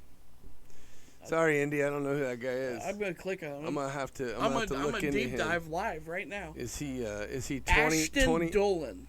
Is he 22 or 36? He is 25. Okay, so he's been in for a few years. Did he get drafted by Indy? You had to have. Still on his rookie contract, probably. Yeah. Huh. That's I knew Indy's D was probably looking like okay. Hey, they didn't lose any of their fumbles that they had, but they had 2 fumbles. Yeah. I was fine saying that okay, Indianapolis' defense is no longer awesome anymore, but that didn't explain the goose egg they put up on the scoreboard. So now I'm like, okay, their defense sucks and they are 0. We didn't even say the score, did we? It's 24-0. It's like with the way we're talking, I don't think we need to tell you. Yeah. But yeah, it was 24-0. It was also in Jacksonville, so you know. And I had Indianapolis winning this game by 3. Yeah, I had them winning as well. Not losing by 24. Let's give some praise where it's due, though. Well, you ready to switch over? Jacksonville, buddy. No doubt. High five. I want to put all this out there right now. Trevor Lawrence, 25 for 30. He is getting better. That's fantastic. 235, so they weren't like deep passes, but it got done. 2 touchdowns, 121.5 rating. Nice. That's elite status. Elite status. I know it was against a shit team, but you know what? I'm gonna give him props for it. I don't know if it's a shit team. Well, we'll find out. We're working on. We're working to figure that out. It's looking more like it might be. Yeah, rushing yards. Weak. So you gave Taylor 9. Their top runner was Robinson with 23 carries. Mm-hmm. That is how you okay. All right, 23 carries with a touchdown, 64 yards. He's taken away from my boy Etienne. Etienne was number 2 with 9 carries. Wish they'd just give him the ball. Robinson's good, though. Yeah. Christian Kirk, once again, week number 2, is the number 1 receiver. Mm-hmm. He better be. As he should be. With how much he's getting paid, he should be. 6 receptions, 6 targets, 100% catch completion. 78 yards with 2 touchdowns. Good for you. You nailed it. You play offensive player of the week. Not really. Tyreek Hill wins that, or Tua, or Lamar Jackson, or there was a few this There's week. another one I want to say, but we'll talk about that. No fumbles, 0. Yeah. You got killed it. They're controlling the game. They're running the ball a little bit, not very much. They're trying to run the ball. Let's put it that way. Sometimes that's all you need to do is try to run the ball. You might not be successful. If you think it's a run and it ends up being a pass. And Lawrence is looking better. He's got a few weapons. They're looking up. Their D looks much better as well. Yeah. They've really updated with some draft picks. Of course, Jacksonville should, because all they've had is first-round picks for several years. So, first-round picks. I mean first picks for several years. Yeah, hurting your butt. Oh, I can't do stools. Yeah, I might stand up here in a second too. But no, Jacksonville. Now my head's off the top. Jacksonville looks like they're improving, so tall. And Jacksonville looks better than we thought. They're starting to show it. It's they're not going to be a world beater yet, but they're starting to show it. No, but they picked up. Maybe they were right. Maybe Christian Kirk is going to be the next big thing, but. They picked up him and Zay Jones and Ingram and no, they had Ingram. Who was the other one that they picked up in the offseason? Jacksonville? Yeah. They picked up 3 receivers and they're all Christian producing. Kirk. Well, that was the first one. You already said that. Yeah. My bad. But they've all been producing. Even in their loss last week, they still produced, and it's like, so I arrows pointing up for you guys. Good for you. Well, and what they barely lost to Washington in week 1, right? Yeah, and Washington has a good offense. We just talked about them. Yep. So, that's a game where Jacksonville maybe looked a little bit better in that game than we thought. Now that we see how Washington is much better than we thought. Yes.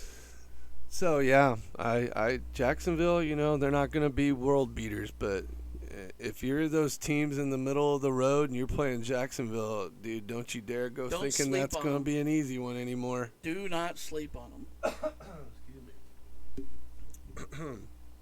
So that's all the noon games. We finished. That's the noon games, okay. That was, in my head, was a lot. There was a lot to go over in the noon games. A lot of noon games. Not so much, well. It gets a little bit easier from here. This is when Angry Spudwick's about to come out and get shaken and. Should we just cover that one first? My anger is it's not out yet. I haven't had one really that made me mad yet. Indianapolis disappointed me extremely, but I think that's worse. They're so bad they weren't even mad. Right. That is worse than being mad. I'm just I don't even want to talk to you. So, are we gonna go to? Go to it? Yeah, let's just go to it. Go for it. I'll let you start because I got. Hopefully, you cover most of the things I want to say. Because I don't want to say them, but they need to be said. We got the Arizona Cardinals playing in Las Vegas for the Raiders, and let me see here. I think I picked the Raiders by 3. I wasn't totally believing in the Raiders yet. They got to show me something first, and then they didn't. But I picked them by 3 because I wasn't – after Arizona got whooped by the Chiefs, I was fully expecting Arizona to come into this game needing and wanting that win. So I thought we'd see a little bit different Arizona team, and the Raiders defense doesn't scare me yet. We'll see if they're better as they keep moving along. But that just explained why I picked the Raiders to only win by 3, and they didn't. It was 29-23 Arizona. Kyler Murray did a lot better. Their running game was crap. The Arizona D is fairly weak. Their pass defense is terrible. And I thought the Raiders would just throw all over the field in this one. And, Carr did fine. He did fine. Carr doesn't usually have a bad game too often. The Raiders' running game is just, It is what it is. It's decent. But what I didn't expect was Arizona to completely shut Devontae Adams down. And what happened was they shut him down, and that got Waller and Renfro more involved, but they can't do what Adams does. And I think Arizona just, they made a nice little comeback, but the Raiders were the better team. The Raiders won this game all in every facet of it, but they did what a couple other teams did this weekend. They peed down their leg. And Arizona was so insanely lucky to even tie that game, to go to overtime, and then how they won it was just lucky. Arizona's not good. The Raiders are going to be fine. The Raiders' defense is still weak. That's all I got. And now I'm going to stretch while this guy goes off. His eye might pop out. I might. Okay, so I'm just going to go over stats really quick before I get into my rant. Kyler Murray, 31 for 49 for 277 yards, 1 interception, 1 touchdown, rating of 76.7. Way better than last week. Thumbs up, buddy. You did it. Their running game, they had 29 or 28 runs altogether the entire day. There's a reason for that. We'll get to it. They had Williams was their top rusher for 8 carries for 59 yards and a touchdown. Kyler Murray also ran in a touchdown. So, top receiver Zach Ertz. Old man still can play. Yeah, good job, Zach. Good for you, buddy. 8 receptions, 11 targets. That's very good. 75 yards. No touchdowns, though. I wish he would have had a touchdown. Dortch was their touchdown. I love his name. Yeah. Let's go to the Raiders. If you just listen to the numbers, tell me who you think actually won this game. Derek Carr, 25 for 39, at 252 yards, 2 touchdowns, no interceptions, rating of 99.5. That's above average. So, leading rusher was Josh Jacobs. He's really the only one who ran the ball for 69 yards, no touchdowns. Receiving, Adams was the second to the bottom out of the 7 receivers they threw to. Adams only had 2 receptions, 7 targets, 12 yards. Number 1, I wasn't sure this guy was even on our team still. Hollins, 5 receptions for 66 yards, no touchdown. Waller ended up with 6 receptions, 8 targets, 50 yards, 1 touchdown. So Adams did get a touchdown, but it was on like a 1 yard slant. Yeah. So that's I wasn't counting that into my yeah. We had 2 fumbles, both by Hunter Renfro. The guy who never fumbles. He doesn't ever do that. Fumbled twice on back-to-back plays. And the one he lost us the game. Because they picked it up and ran for the touchdown. And he was just trying to get more yards. Yeah. Which is what he does, but all right. Someone laid a good hit on him, though. So, I'll talk about the first half. I was extremely impressed for the first half of this game by the Raiders. Absolutely impressed. Went in there 20-0 at halftime. Marched down the field every single time. I think we had 1 punt in the first half, which was that was just a bad mistake. It wasn't anything that they really did wrong. It just happened. So 20-0 at half, good for the Raiders. Absolutely, like an amazing beginning. In the second half and overtime, hint, hint, nudge, nudge, they were outscored 29-3. You went 20-0 in the first half, came out in zone, no man-to-man, 0 man-to-man in the second half and overtime. You guys are fucking idiots. I'm not kidding. McDaniels, you're an idiot. Your defensive coordinator's a fucking idiot. Your offensive coordinator, who's still Josh McDaniels, is a fucking idiot. You guys started trying to run the clock at the beginning of the second half. You guys are so fucking stupid. As a Raiders fan, I'm so disappointed. I'm angry about it. That you guys literally could not figure your own shit out. I don't know what I could tell you as a Raiders fan to make you change the way you fucking think you should coach, but you're looking like Denver again, McDaniels. You really are. You're looking like a shit fucking head coach coming in here, and I want you out now. This is how bad it's been.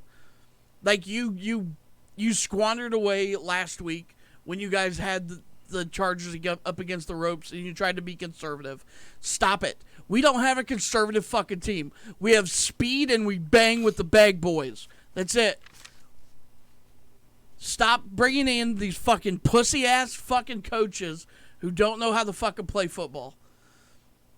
I've had to deal with so many shit coaches in the last 25 years. Please, for the love of God, fix your shit. And Mark Davis, by the way, this goes all the way back to you. Literally this goes back to Al Davis. You guys need to fucking stop trying to be coaches. Stop telling people who to draft. You guys don't. Stop getting rid of our top defenders.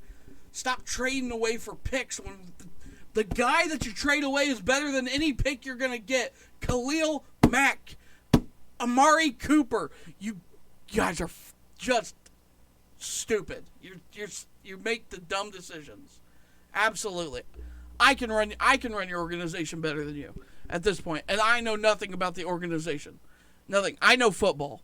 I don't know how to run an organization, and I feel I could do it at this point. I don't know what else to say. I don't. You guys literally I've lost my shit this week. Absolutely lost it. If there weren't kids around me while I was watching, a lot more words would have come out. Mm-hmm. Good. On that note, yeah, we'll see. We'll see if they can right the ship, because that's definitely a disappointing start for the Raiders in a very, very difficult division, and I expected them to be right there in the mix, but you can't dig a hole in that division or you're not gonna make it. So they better make some changes, because that was a surprise for sure. Last week I gave you guys the benefit of the doubt for ring rust. You didn't play. Your starters didn't play. Well, you were playing against a much better team. Oh yeah, no. Arizona's not scary. Better team. Yeah. And we lost by a score. Yeah. It's like we should have put up 40-some points in this game, and we should have held them to 0. It's like Arizona is a joke. Yeah. No offense to Arizona. You guys just you're not good anymore. You're riddled with injuries. Your quarterback's a toddler. You just don't have it. You know. You guys literally just. I don't know what to tell you. I couldn't. I can't stop you guys from bleeding. Yep. It was an ugly one. What's another? Let's move on to the next one so you can take a drink and calm down a little bit. The next one is Rams Falcons. Rams. I was pleasantly surprised with the Falcons coming back in that one. Yes, Rams and Falcons. Yeah. What do I have here? That game started off very one-sided. Yeah, I picked the Rams by 14. I thought this was going to be a slaughterhouse. I thought this was, yep. After their first week showing, and now we know that the first week showing wasn't necessarily the Rams' fault. No.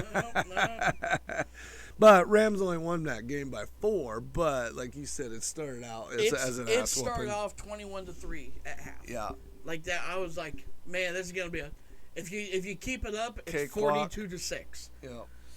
I know that the second half is always different from the first half because you go into the locker room, you make changes. Right. I get it. But if you're winning, you don't fucking make changes. Yep. You keep fucking playing. And they came out and scored 10 more points. So, they whatever changes the Falcons made in the second half literally brought them within one score. Yeah. I think at one point, were they? Yeah. Now, what I got on this game before you go stats on me here is, I like Marcus Mariota a lot. He's an exciting player, but he makes way too many mistakes, and if I remember correctly, that's why he didn't end up keeping his first job. Yeah. He makes too many mistakes, but he's exciting to watch. I think we've talked about a couple guys like that so far today. Atlanta's got a decent running game, and they've got some weapons on that team, and Mariota needs to use them. Like I hate it when a team has a lot of good weapons and then the quarterback's what's holding them down. And that's. I agree 100%. And I want them to be good. Like, I like them. Their defense is kind of blah. Their pass defense isn't very good. And as for the Rams, I think Stafford still looks a little rusty to me. He didn't in the first He half. threw 2 more picks in this game. And, they have their running game is barely alive still. I don't know if there's some internal problems going on. Maybe Cam Akers was a lot more hurt than we thought, and he's just slowly getting back into the game. But right now it's just the Cooper Kupp show, and that's it. And thank God they have him, or they'd not be good. Yeah. Their defense is still good. That probably isn't going to go anywhere, but it's not a top 2 or 3 defense or anything. No. It's just good. It's probably top 10. Yeah, I would agree with top 10. And Atlanta overall looked decent in the second half. Right. It's like they need to stop getting off to slow starts. Yeah. And that's what happened in both weeks. Is that a I is don't know that a if Mariota thing? I Is don't know that if is that's that a a Mariota coach thing. play calls? When he played for the Raiders, the one game he got to play last year when Carr pulled his groin, pulled my groin. He did fine. I didn't think it was a slow start. It was, he did what he needed to do. Yeah. So, in my head, I had, with stat-wise, Mariota went 17 for 26 with 196 yards, 2 touchdowns, 2 interceptions, with an 81.6 rating. I don't know how that rating is so high. Because of the second half. Less than 100 yards and 2 interceptions. That's not a good day. If he did get 2 touchdowns. Yeah. Cordell Patterson. Yeah. 10 carries, 41 yards. Yeah. And he's a decent running back, but they couldn't get it going. I think the Rams do a good job of stopping the run. Yeah, they do. In the receiving, they only had really 2 receivers he threw to. Right. There were others, but they didn't really get many. But London got 8 receptions for 86 yards. Another one of those and a rookies touchdown. I was telling you about. Yeah, and Hodge got 2 receptions for 56 yards. Yeah. I don't know. He's got Kyle Pitts. Yeah. Oh yeah. That's what I was gonna say. Kyle Pitts Hello. didn't show up. You have one of the. Kyle Pitts. Not anyone home? Like, what are we doing? But at least he was targeted, right? He was targeted 3 times. 3 times, and I think he targeted twice. Like, what are And you he doing? caught twice and Like, got 19 yards. I don't care. Like, what is the Atlanta coach? Like, come on, dude. And a lost fumble. He's like one of the best players on the field. He's a complete mismatch. I don't understand what's going on, but they need to fix that ASAP. Yeah. Because Kyle Pitts is a badass. Yeah. Well, we have then we have the Rams numbers, where Matt Stafford went 27 for 36, 272 yards, 3 touchdowns, 2 interceptions, 100 rating, 100.7. Yep. So, you know, It's decent. that's above average. But he's got to cut the mistakes out, or they ain't going to beat any good teams. Nope. Rushing, they had Henderson with 10 carries for 47 yards and a touchdown. They used Akers this week. How many did he get? He got 15 carries for 44 well, there we yards. go. So So Atlanta's just did a good job stopping the run. And then Powell, Bilal Powell. he got 1 carry for negative 26 yards. Ooh, that hurts. I missed that. That must play. have be a trick play. I bet that was a fumble recovered by the other team. Yeah, something like that. Like they knocked it out and it went. Like way he back. didn't run backwards 20 yards. Couldn't have. Nope. No, the only fumble loss was by Cooper Kupp. Yeah.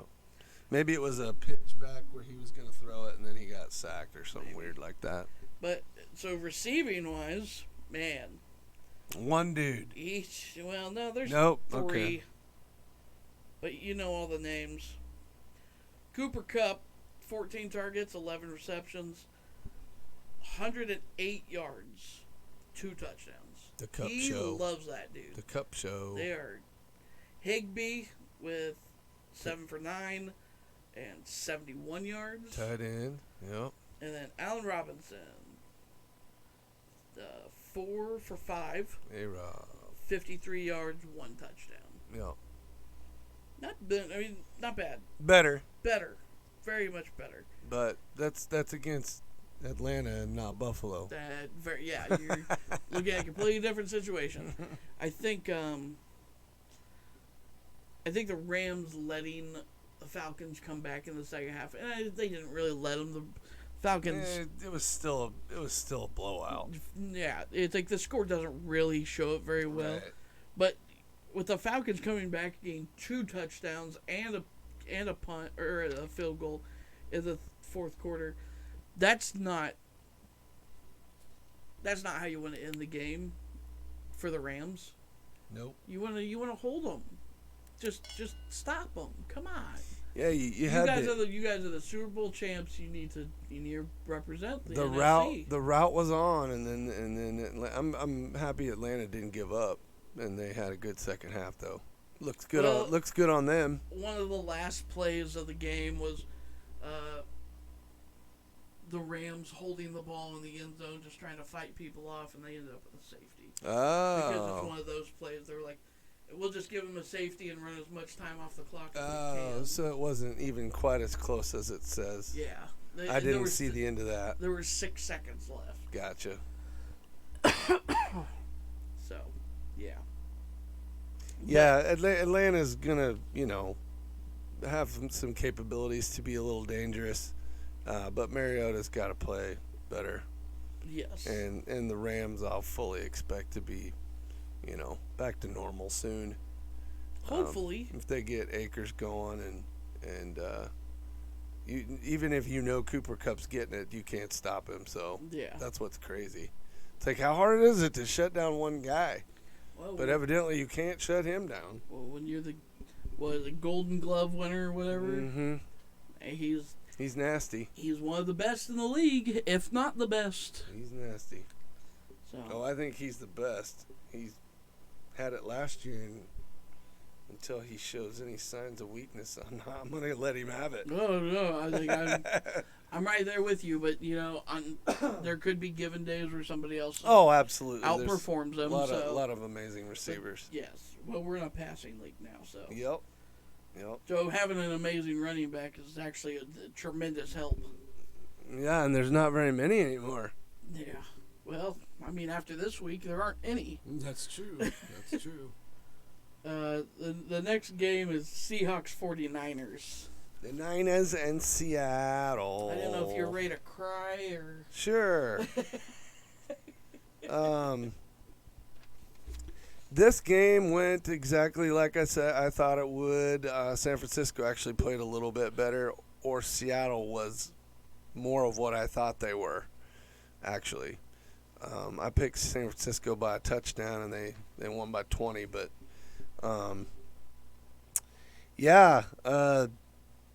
Geno turned back into real Geno. Yeah.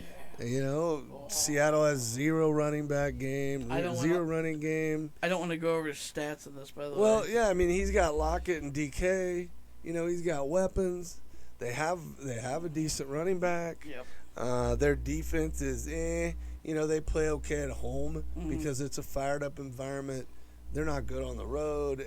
They're just not going to be that good of a team. No. I mean, I'm just San Francisco. Or is San Francisco's defense the real deal? Well, it's been the real deal for a while, but you know, San Francisco got out of the swamp in Chicago, and you know, their running game is good, their defense is still good, and they're going to be able to beat a lot of teams just with those two things. Yeah. You know, they're going to old school. And then my boy Trey Lance is done. So the Trey Lance story is on hold for yet another year, and that's going to really kill his development because he got his shot this year, and that's sad for that dude. You know, I'm sad for him. But my God, how good does it look that they signed Jimmy G now? My goodness. Yeah, you took a step forward, and Yeah, they took a step and forward. then guess what? You were exactly where you were last year. Yep. You're not missing anything. There he is, You right just there. hit there. This No. is a Jimmy G's just an average quarterback, but man, he gets the job done. He doesn't make a lot of mistakes. right. And with that D in their running game, if you don't make mistakes, you're going to the playoffs at Right. least, or deep in the playoffs or whatever. But Well, Gino had for everything. You know, Gino looks like Gino. Can't really make a long pass. Like his arm doesn't fucking exist.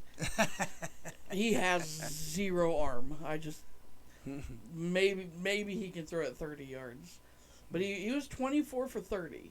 so Tyreek Hill on Gino's team wouldn't work. very well. No, I'll agree on that one. He was 24 for 30 for 197 yards. A lot of short passes. No touchdowns, Yeah. 1 interception. Only 1 though, so you know Yeah. he's still on target. And then 80.2 Yeah. for rating. I think for Geno Smith, that's probably his best game he's ever had, ever. Yeah. Well, In against the his- top tier defense in his too. entire career. No, I'm going entire career. This is the best game he's ever had, and he still lost. Well, they only scored 7 points, so And it was yeah. it's hard to punch it in the end zone against the Niners, man. The running game, non-existent. Seattle didn't. They ran it a total of 36 yards between 4 different people. Give me some Penny. So okay, 6 yards. There's 6 carries, 15 yards. Penny needs the ball more, y'all. I don't disagree with that one. Give it to Penny. Passing though, they were. I think Lockett had a good day, but DK was kind of minimum again. DK was very minimum. Lockett was 9 receptions on 11 targets, 107 yards. That's pretty good. So He's an old man too. yep. But DK, man, he just that's 2 games in a row. 4 for 6, 35 yards. Yeah. He just, and I think it's not really their connection Right. as much as everybody sees DK as the big threat on that team. Right. He's So gonna get- they're doubling him. They're just he's getting the best D backs, and he's getting doubled a lot. Yeah. Yeah. So I just 1 fumble for a loss by Crawford. Yeah. So, but Yeah. I don't see Seattle picking up a whole lot of big wins coming up anytime soon. I'm trying to figure out how they got their 7 points. You know, when they play a home game, I could see Seattle pulling off a few W's, but I don't see them beating a lot of people. Oh, was it a pick 6? What was that? I was trying to figure out how they got their points. Oh, they're 7? Yeah. I don't know.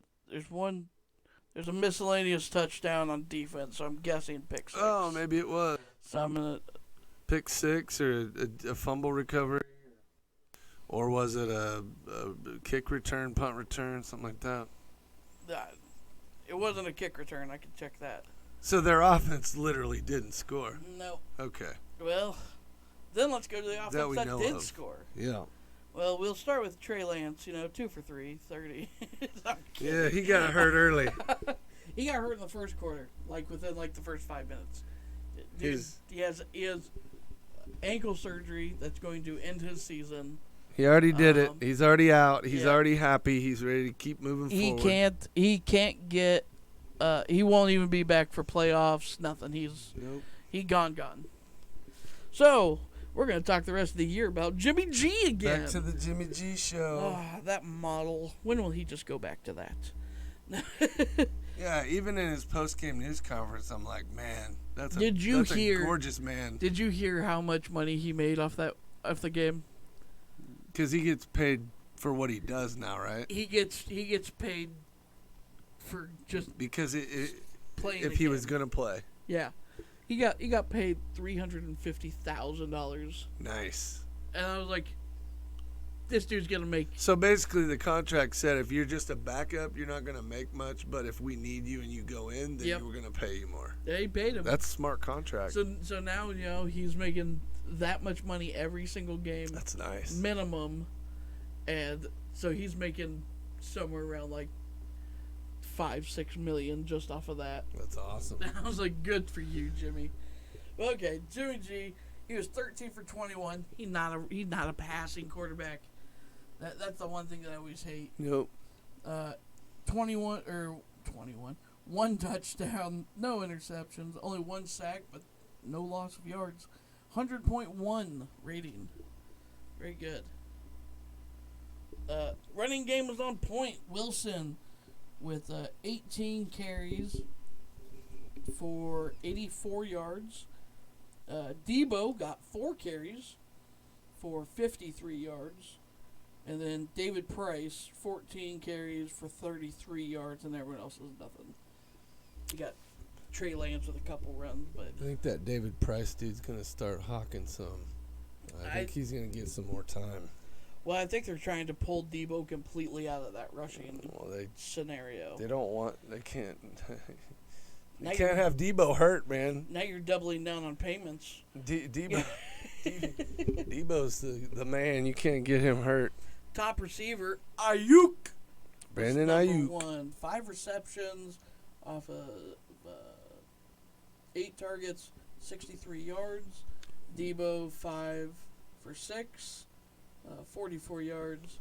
But their receivers are honestly weak, other than those two names right there. And the Debo's half a running back. The next one is, I don't even know who this is, Dwelly. Yeah, I don't know who. Had 1 reception, 1 target, and a touchdown. Probably a fullback. I don't know. He did a 38-yard catch and run or whatever. I don't. So. Other than their D is still alive and well. Yeah, they had 1 fumble. Yeah. So that game went basically as expected, other than Trey Lance project is over with. That's gonna be a thing that I would like to. I'm gonna try and keep up on, because I don't know what type of ankle surgery takes you out the entire season. Well, he broke a bone. He broke something. Cool. Scott fell down a hill, broke his ankle, and shattered like 3 different bones, and was only out for like 7 weeks. Well, but I know this is a different scenario. Out from mowing your yard is different from out playing an NFL game. Yeah, he might be up walking around. He's just not playing. Yeah. I get that. Yeah, I don't know what he broke. I don't know. The ankle's a difficult place. I want to do a little bit more research on that one, because I want to know. We're gonna get a little ankle thing up here where we can point to what was broken. And I'm gonna take a hammer. I'm gonna smash that one bone and see how long it takes to heal. Do a little medical thing here. We need to. It's right here. We need to add some funny shit to our lineup here. Each week we can do something stupid. Because we're good at that. We'll get there. You're looking at 2 of the stupidest dudes ever right here. Yeah. The most averagest guys ever. What's next? Bengals Cowboys. Bengals and Cowboys. Let's talk about Cooper Rush. Woo! Cooper Rush. I'm so proud of Cooper Rush. Another ginger. I was so proud of him. You know, I was upset when they released DiNucci from their DiNucci. Ben DiNucci. When they released him, I was so upset because I thought DiNucci was going to be the talk of the town, and he wasn't. I bet his grandma's cooking is. Oh my God! Grandma DiNucci, what do you have today? But Cooper Rush came in and had one hell of a day against a team that is supposed to be looking really good this year. Rush is solid.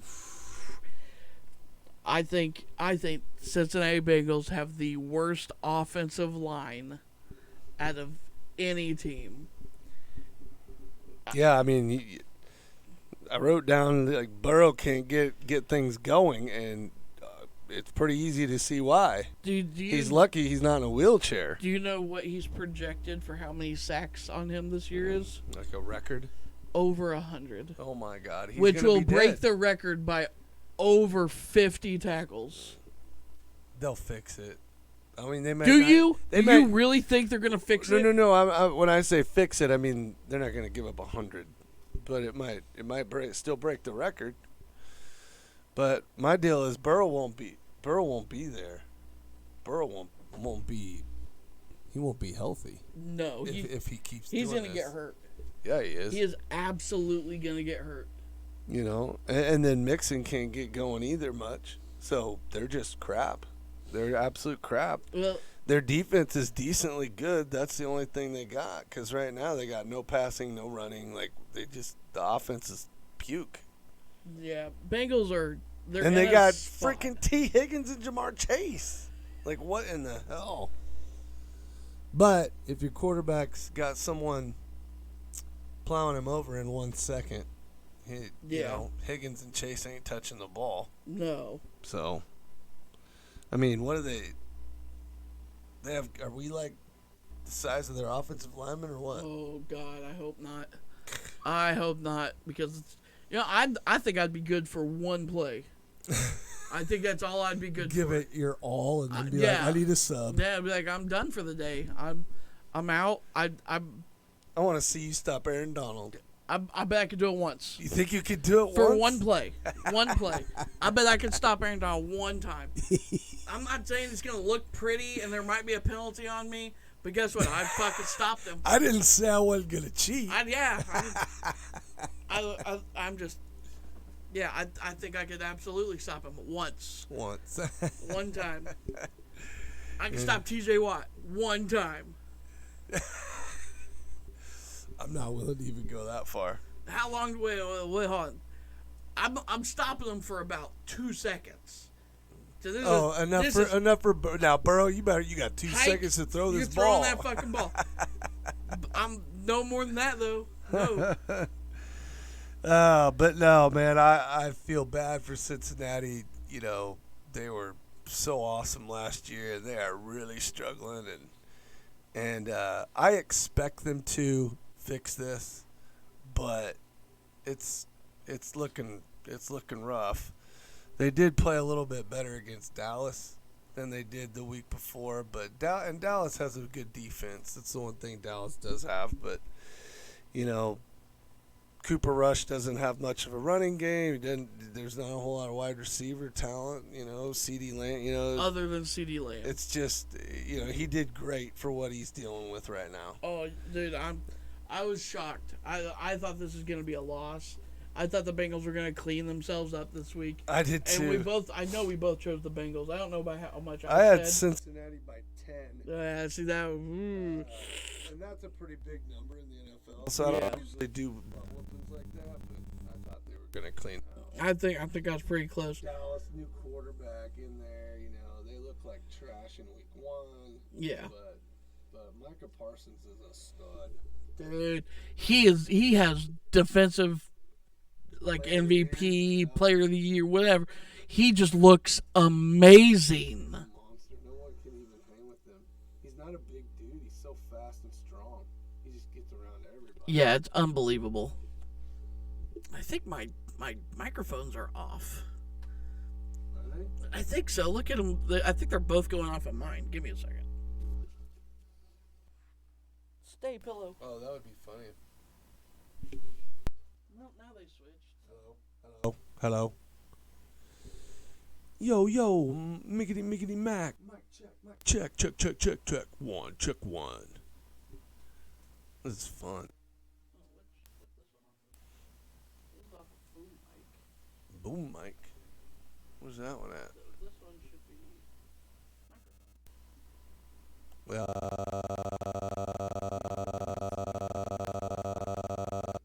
That's good for you.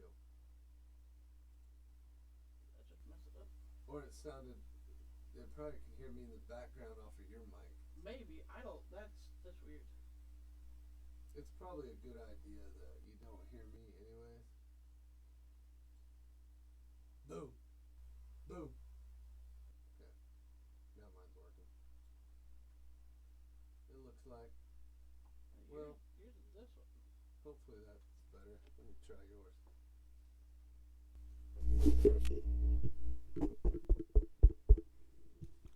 Hello? Hello? Yeah, that one's really fine. Hello? Hello?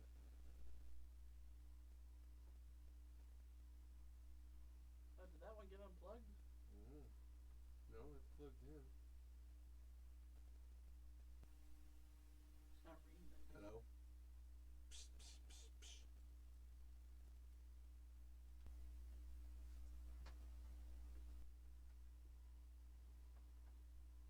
Hi. You want to unplug the bottom and plug it back in? Sure. Testing.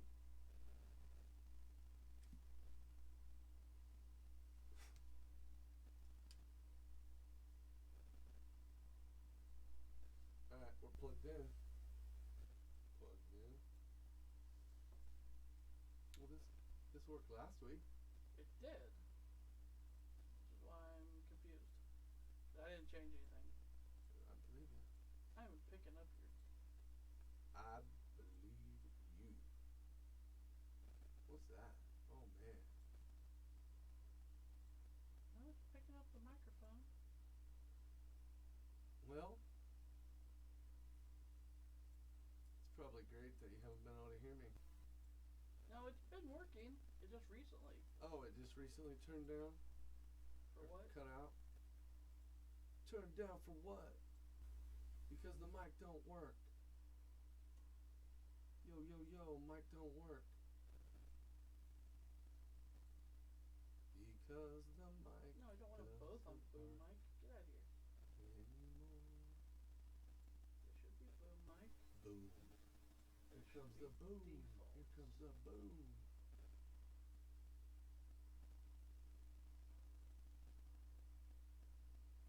Well,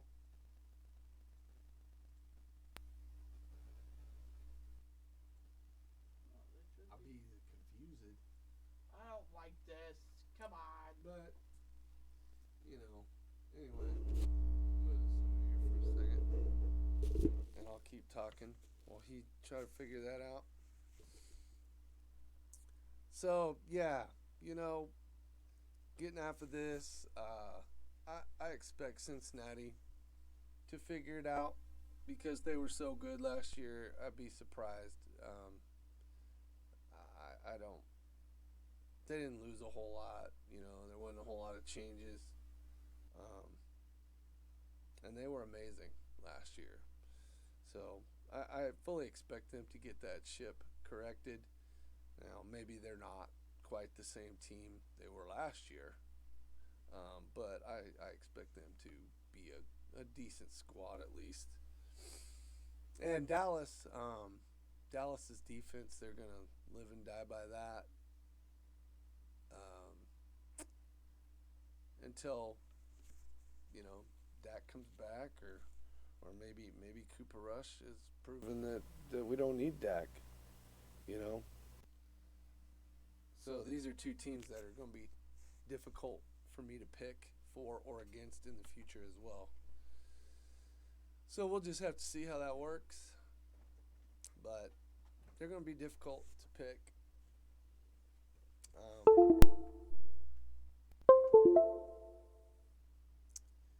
Let's see if we keep moving here. I will just move on and start talking about the next game. which I have as Houston at Denver. Oh, yeah, I want to talk about that. Yeah. I'm just I'll say my piece and then you can come give your take. But I picked Denver by 7 and Denver won by 7. So that's one of the 3 games I nailed right on the spot, which I like doing that. That's fun to say they'll win by 7 and they win by 7. Makes you feel like you know what you're doing. We're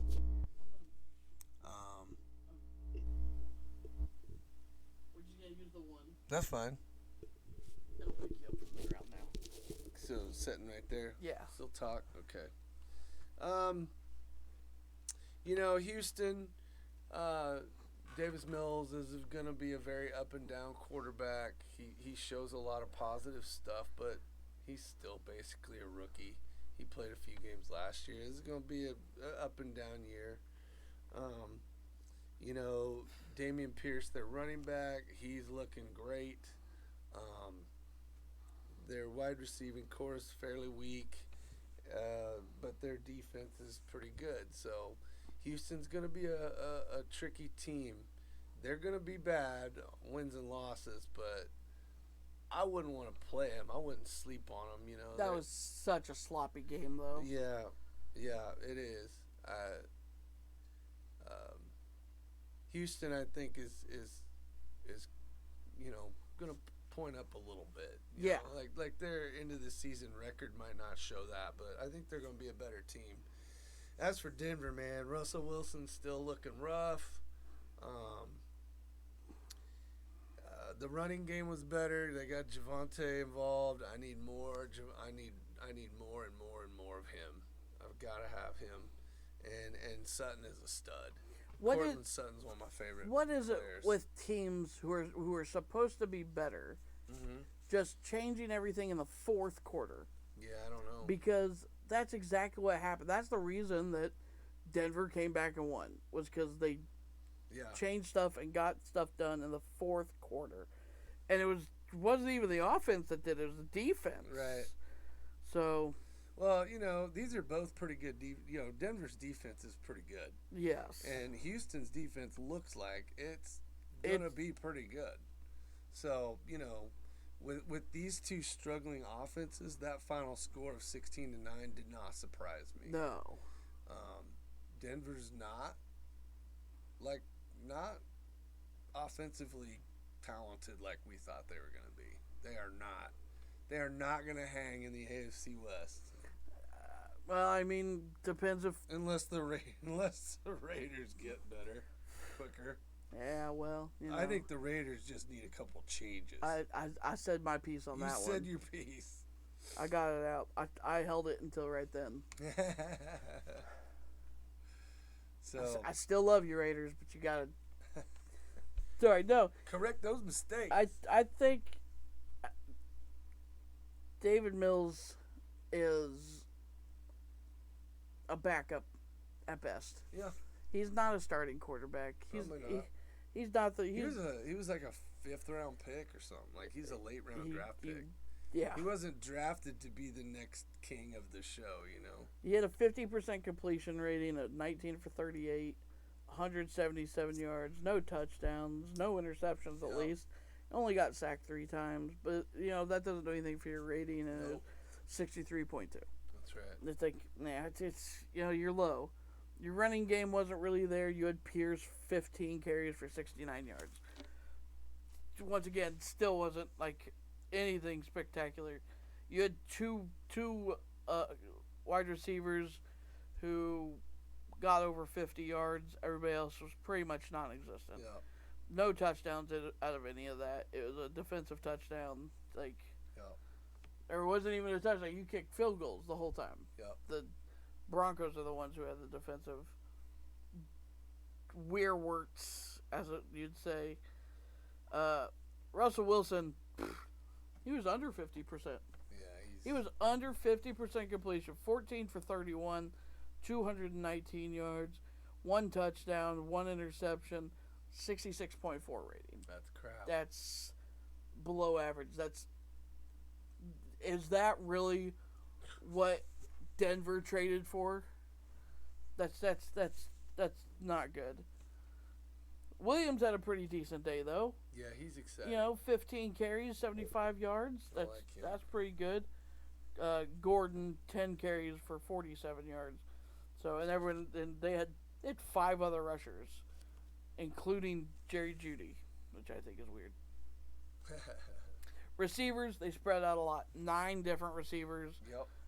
targeted, but Cortland Sutton 7 receptions, 122 yards. He's a beast. The next closest is 28 yards.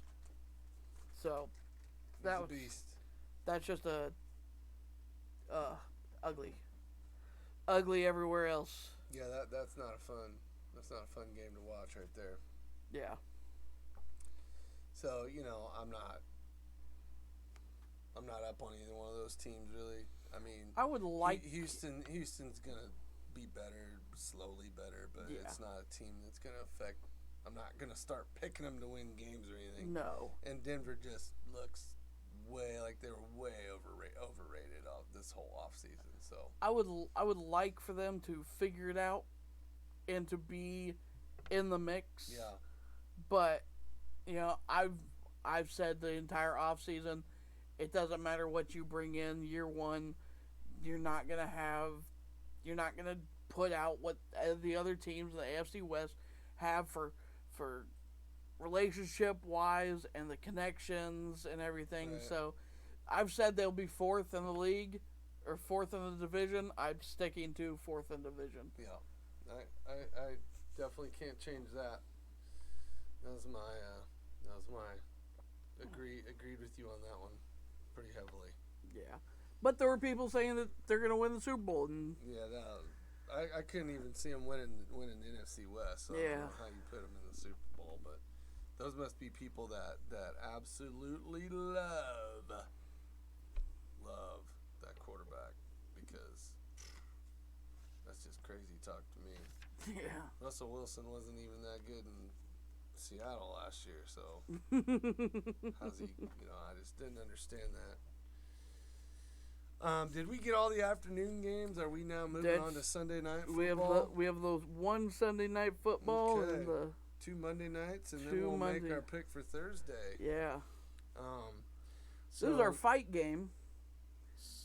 I'm this was, and, Yeah. and I gave you an uppercut on this one. you didn't you knocked me the I fuck out. I forgot this was our fight game This because was, it was so non-exciting. I forgot about it.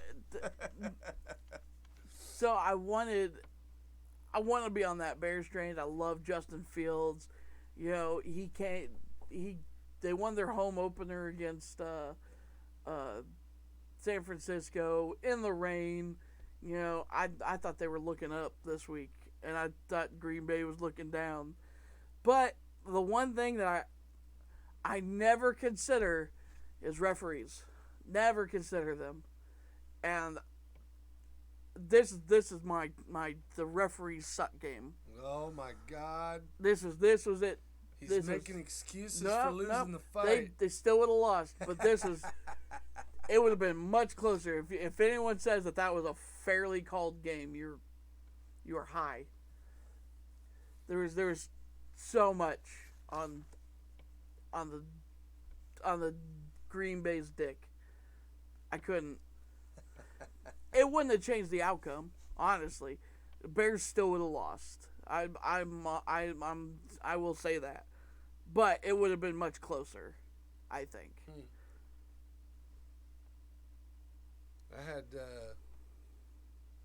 I chose Green Bay to win that one by 12, and they won by 17. So 17. it went a little even further over the top than I thought it was going to. 27-10 was the score. At this point, man, I'm the opposite of you on Fields. Like, at this point, I'm wondering, is he even a quarterback? Like, I don't know what they're trying to do in Chicago, but he threw 11 times, Yep. and like, he's barely even doing anything. Like, I don't understand what I'm even watching. Their running game is decent, and they don't have any wide receiver weapons hardly at all. Their defense is decent. I just don't see how Chicago is gonna have an offense to He- even hang with anybody this He year. threw more in the rain than he did. on Sunday sure, night. Sure. And Well, I- I have no doubt. This puts it into play calling. Like, why? Yeah, the coaches. Why did you didn't give him a chance? That was a weird game to watch. Like I didn't even understand what Chicago was trying to do. You held them back yourself. Like It didn't you- look like a football game. you took out your main guys, your main wide receivers because you didn't call the plays. Yeah, 7 for 11, 70 yards, it's crazy. 1 interception. And Green Bay was all over. I don't their think running the backs. rating counts, but honestly, it's 43.8. Yeah, It's like you didn't give him a chance to get a rating. that's what I'm saying. Like it's not even. He didn't even play quarterback really. It's But their rushing game, Montgomery, 15 carries, 122 yards. yep, they got good running They, game. But you got to do a little bit more than that. yeah. On offense. 7 total receptions between 6 targets. Yeah.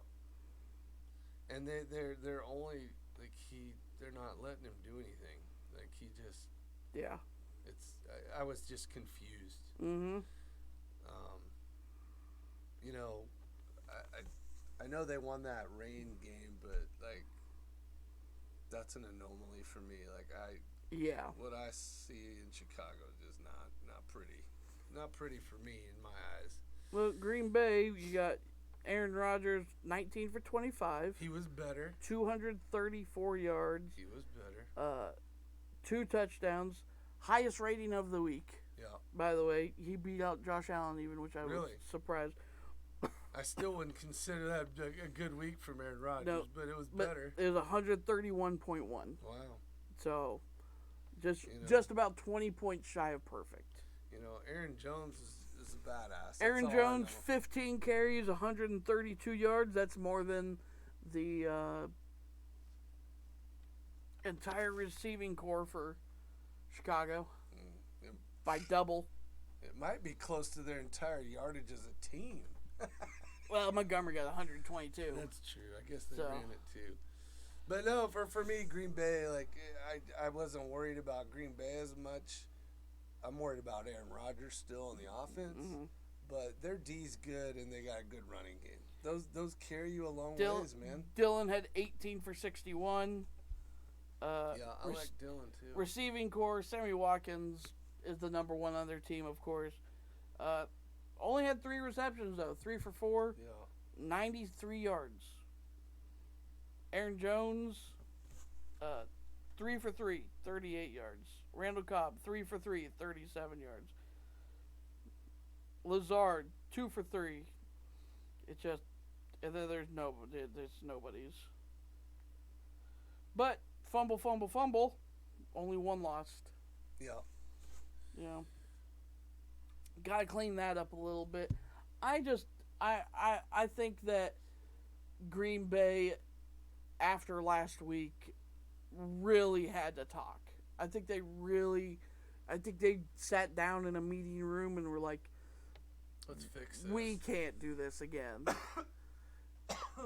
I think it's funny that every time that Aaron Rodgers made a pass, they'd cut to his face, and he just looks like the disgruntled old man at like Walmart. He's kind of a cranky old He man just, now. even when they caught it, he didn't seem happy. Well, I get what he was saying. I mean, Green Bay. I think Green Bay should have won that game by 40. I mean, they're way better. They're way better. The Bears are bad. Like, so after the game, he's With like, those play calls, absolutely. They that's what should I'm have. saying. Like he's like, check yourselves. Yeah. We won this game, but I don't think he felt good about it. No. Like even Green Bay didn't. Even though they scored 17 more points, it just didn't feel good. It Didn't was look good. It was Aaron Jones looked good. Yeah, it That's was a about weird. It was to me, it was a weird game. It was boring to Like- watch. I didn't enjoy watching it. I think I didn't even like the beginning. Yeah. Like when they were 7-7, it was like Right. this feels weird. Like nothing here. I'm Yeah. not excited to watch this. No, it wasn't. It wasn't. So I don't know. I'm gonna have a hard time picking Chicago to win in the future. I want Justin Fields to be good. I mean, near future. I'm not saying things won't change as we go down Yeah. the road, but and Green Bay, looks like they're trying to claw their way back to where Right. they're at least respectable again. Right. But yeah, so and then we go into the most boring games, These which are the Monday night games. I don't. which These happened last night. I'll be honest. I saw this from a mile away. Both of these games. Yep. I couldn't. The Bills Titans game. I think I said that they were going to win by like 24, Yeah. Or something I like don't that. remember. I didn't And- write yours down. and they won by 34. I had Buffalo by 14. That was my biggest lump, biggest victory that I was looking for. I knew this was. But we're dealing with one of the best looking teams I've ever seen in my life. Sorry, Tennessee Titans versus Bills, Buffalo. and it was They're sick. 41-7. Bills not- and Buffalo won. They're not even fun. It's if you're part of the Bills Mafia, man, you're loving this right It's now. like they've got cheat code and all kinds of stuff. It's like I don't know. You can take away everything Stephon Diggs did last night, and they still win. Yeah, and he had a crazy night. And it was He's ridiculous. he was oh god. And Buffalo's D is absolutely phenomenal. Like, their defense is just killer. And it's like, how do you get an offense like that and then get the best defense in football almost if they're not? I don't know. Like, it's ridiculous. I have no idea. They might, I fully expect a choke loss at some point because it's too hard to win every game. But this is a team built for undefeated, for sure. With the way they're looking, absolutely. I don't. But There's going to be a down week. They're going to go through a spell where they play a couple games that isn't great. here's what I look at. I look at it from a last year's standpoint. Mm-hmm. So they came in week 1, beat the reigning Super Bowl champs. Mm-hmm. Awesome. They come in week 2, beat the number 1 overall last year in the playoffs team handily. Both teams. They're beating both teams by over 30 points. Just laying It's some wood. they're just beating the crap out of them. I guess they only beat the Rams by 21, Yeah. but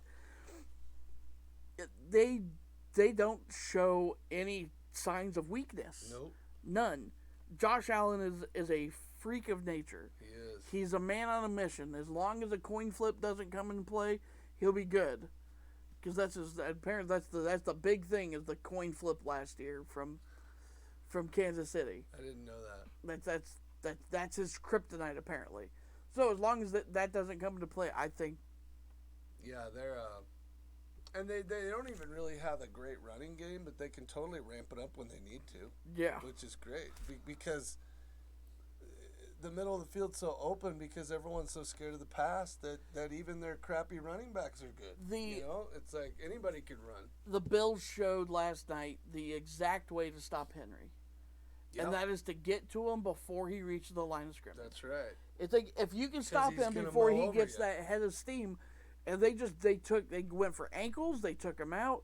They held him 13 carries last night for 25 yards. Yeah. Just awful. Tannehill went 11 for 20 for 117. He was yuck. His was passer yuck. rating was 32.7. But Buffalo will do that to That's you, man. awful. Look, I'm not even gonna go into the receiving core. It's awful. No, I do love Traylon Burks though. I know zero receivers over 50 yards. Couldn't they spread it out, but nobody could get past once they caught it. And I know this is Buffalo, but Tennessee's defense doesn't look very good anymore either. Mm-hmm. And that's 2 games. That's not just this game. Yeah. I wouldn't ever say a defense is bad because Buffalo's put up 41. That's not fair. But, No, but the way they Buffalo's play offense is so much better than any defense. Yeah, no doubt. It's like, sorry, even if if they play Tampa Bay this year, you'll see it.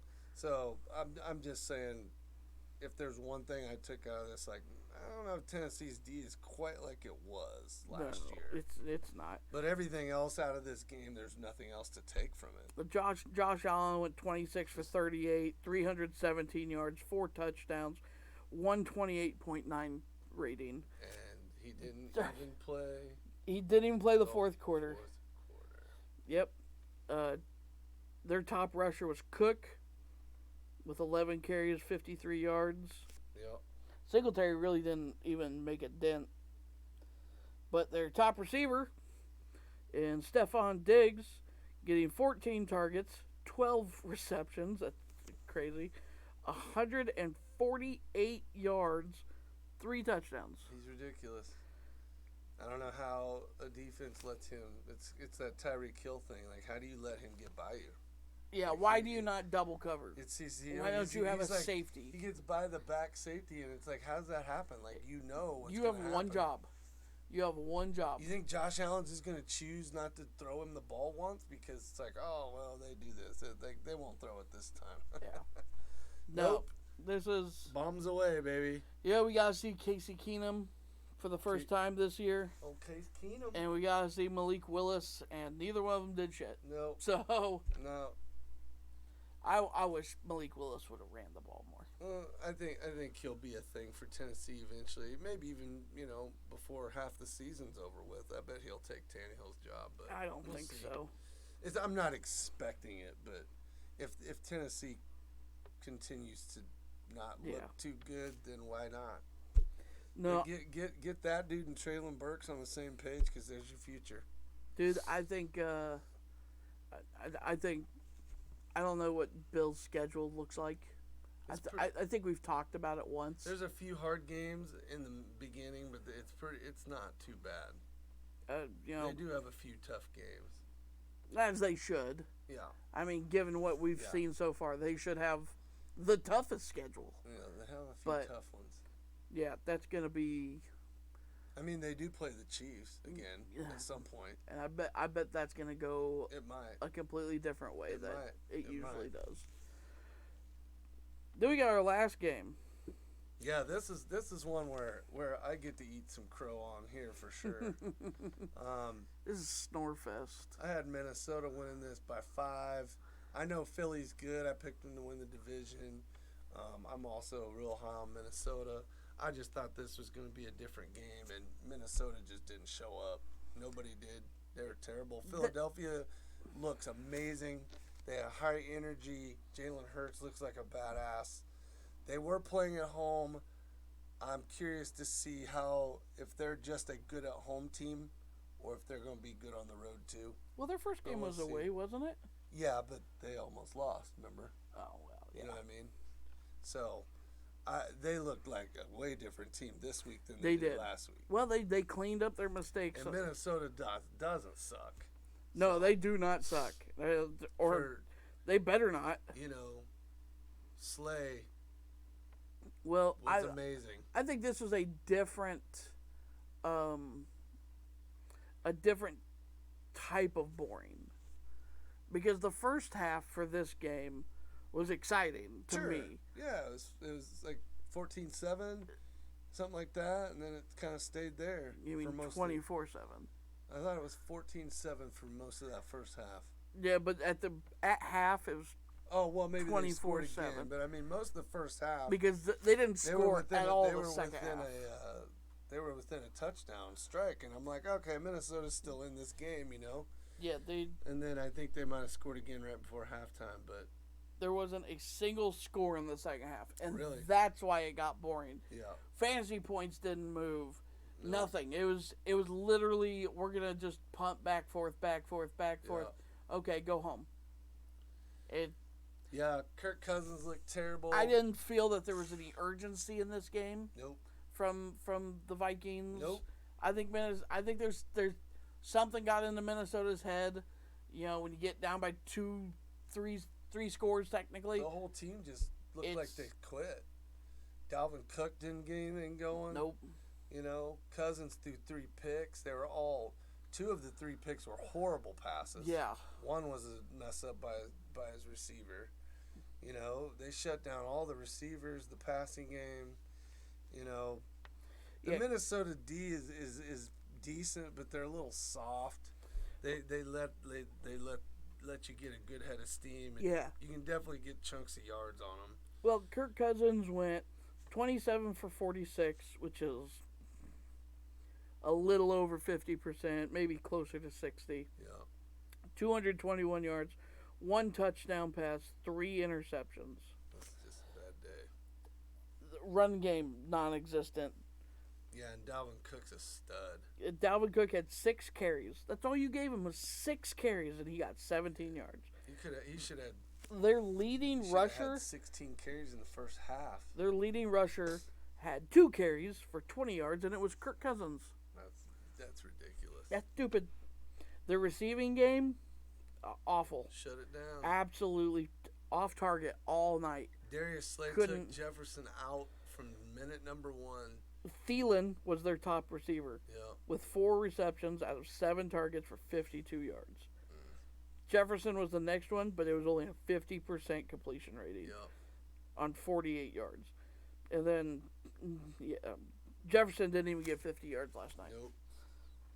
It was Darius Slay plays physical, and he took him out of the game. And I was waiting. I think I texted you, and I'm like, Slay's gonna start getting flags or get thrown out because And he he didn't. starts a fight.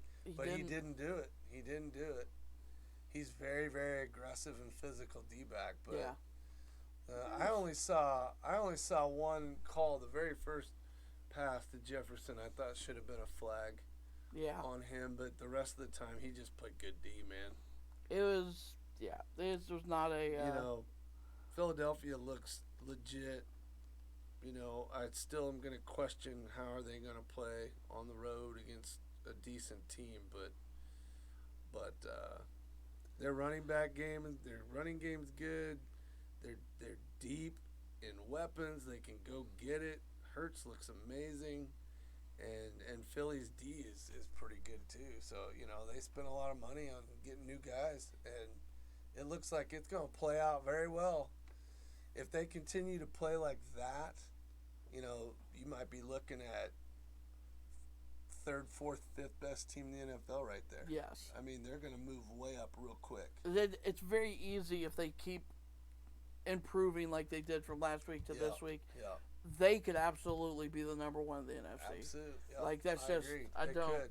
I think they're going to have a few road bumps along the way. Oh, absolutely. But, Every team will.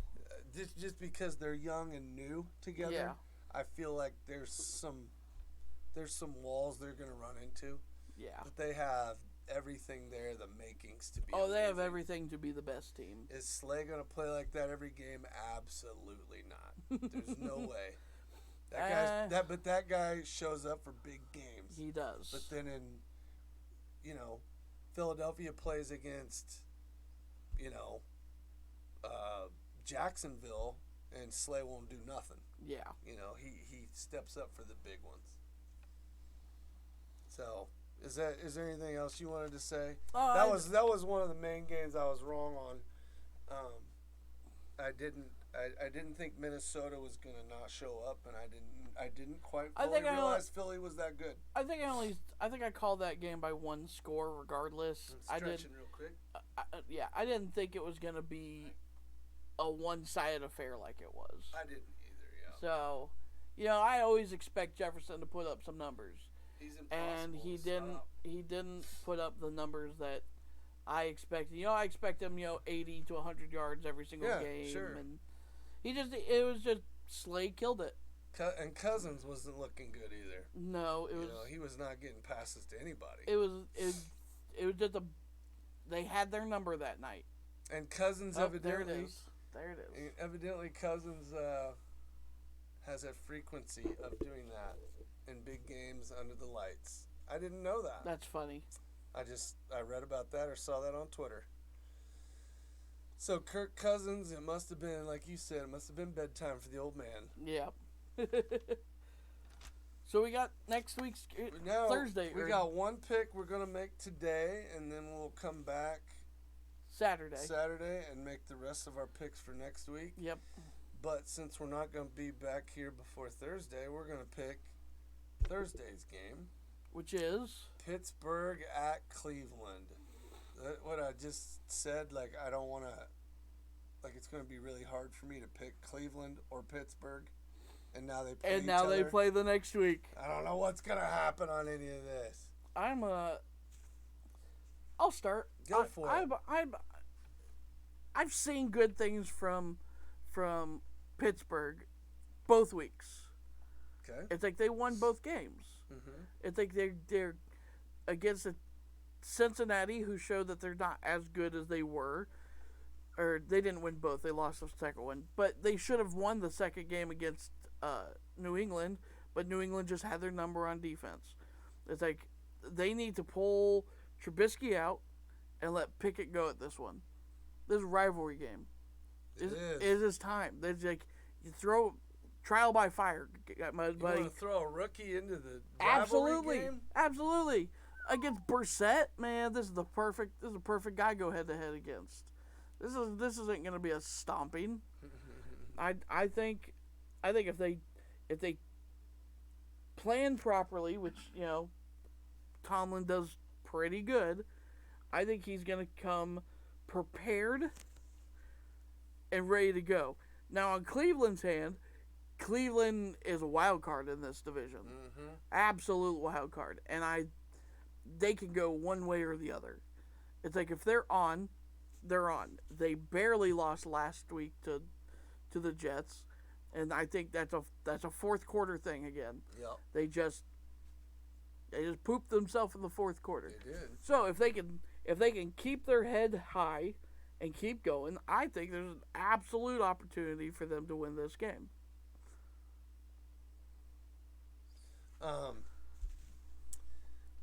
For me, this comes down to which team can they? Can either team stop the other team's running game? I think Pittsburgh's going to give up a lot of rushing to Cleveland, and I think Najee Harris is going to get a lot of yards against Cleveland. I don't think either one of these teams is going to do very well stopping the run. But my difference in the pick is because Cleveland also can't stop the wide receivers. Yeah. And Pittsburgh has a better receiving core. This is a tough pick, but instead of calling for Pickett, which kind of already did, I don't think it's going to happen this week because Tomlin is a hard ass. He doesn't give up easy. No, he doesn't. And after last week and Trubisky having such a bad game, I think this is going to be Trubisky and Najee Harris, and the Pittsburgh weapons are just a little bit better than Cleveland's. And then I've just picked Pittsburgh to win by 2. You said Pittsburgh for 2. Pittsburgh by 2. Cleveland is favored in Vegas by 5 points, which is surprising to me. It's in Cleveland. That's right. That's so right. That's where 3 of those points they come get a from. few points for that, but I'm almost on that same train. But by Pittsburgh by 2 means I don't really know. This could go either way. But I have to make a pick. Pittsburgh by a safety, guys. You heard him. Now, write it down. Yeah. I'm thinking like 23-25, something like that. One of those type of scores. I'm fighting that tug of rope in my head to pick who I think. I think either team can win this game. Mm-hmm. But at the end of the day, for pick'ems, you gotta pick somebody. Right. And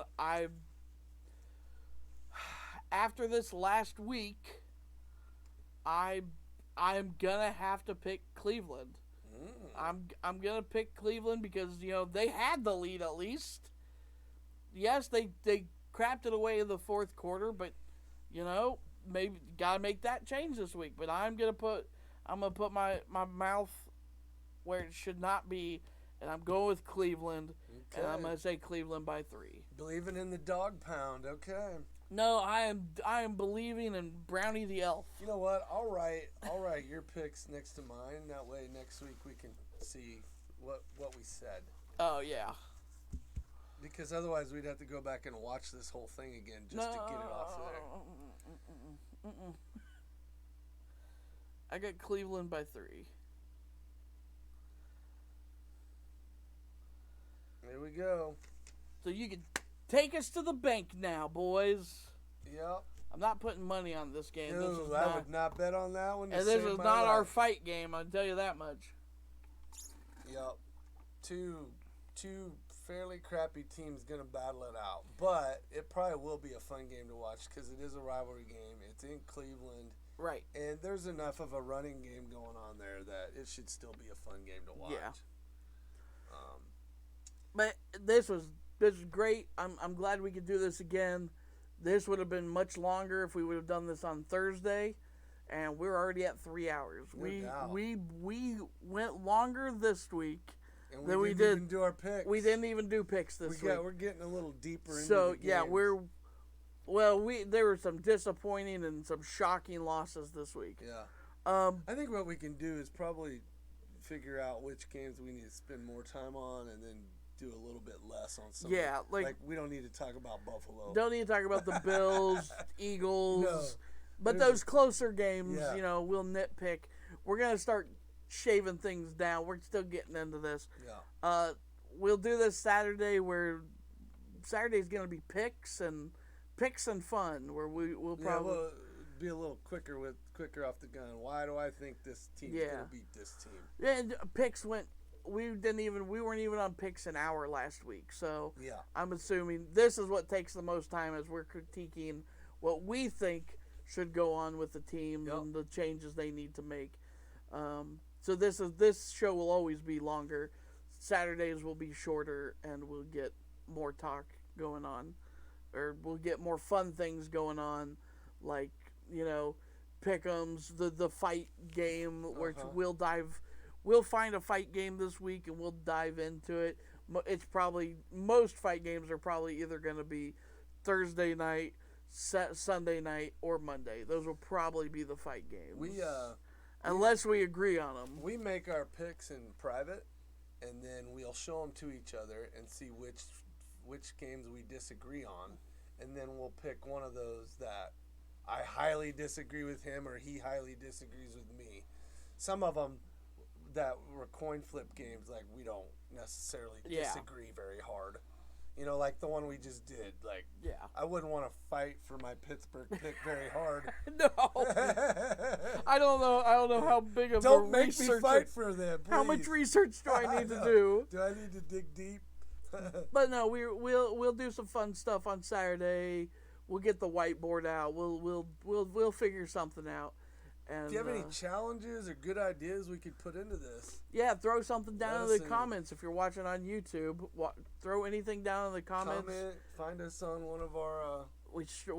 These streams are Tuesdays and Saturdays, usually around 9:30 to 10 o'clock. So we'll find a hard time to actually start sooner or later. A hard time. Yeah. But at least this is our first Tuesday. We've only had one show before this, so And Saturday will be a little bit of a journey because there's children and practices and other things involved. Saturday will probably be like a afternoon show where we'll probably have something on, like a college game watching at the same time. 1 hour maybe. And we'll have a couple drinks and we'll talk about picks. Might be a child here to help us pick one. Yeah, you might get a child pick of the week. and that should be taken to the bank immediately. Well, they're probably about as good at it as I am. Hey guys, thank you so much for the follow, subs, bits, tips, everything. I love you guys, and we will see you Saturday. Have a good week. Bye, everybody. This is my Derek Thomas jersey right here. DT. Bye, everybody. Tonight, right off the bat, to see if he gotten rid of those nerves. Had a 23 quarterback rating, still won the game. Neil Rackers to kick off. 6 touchbacks on 18 kicks. Gary Russell, who's their short yardage back and run back specialist, is back there. Raymond James Stadium in Tampa. The buildup is over, and away we go in Super Bowl 43. Russell from the 4-yard line. Straight up the middle. And Rackers will stick his nose in coverage. He's right there. Rackers makes the tackle. Let's take a look at the Steelers starters.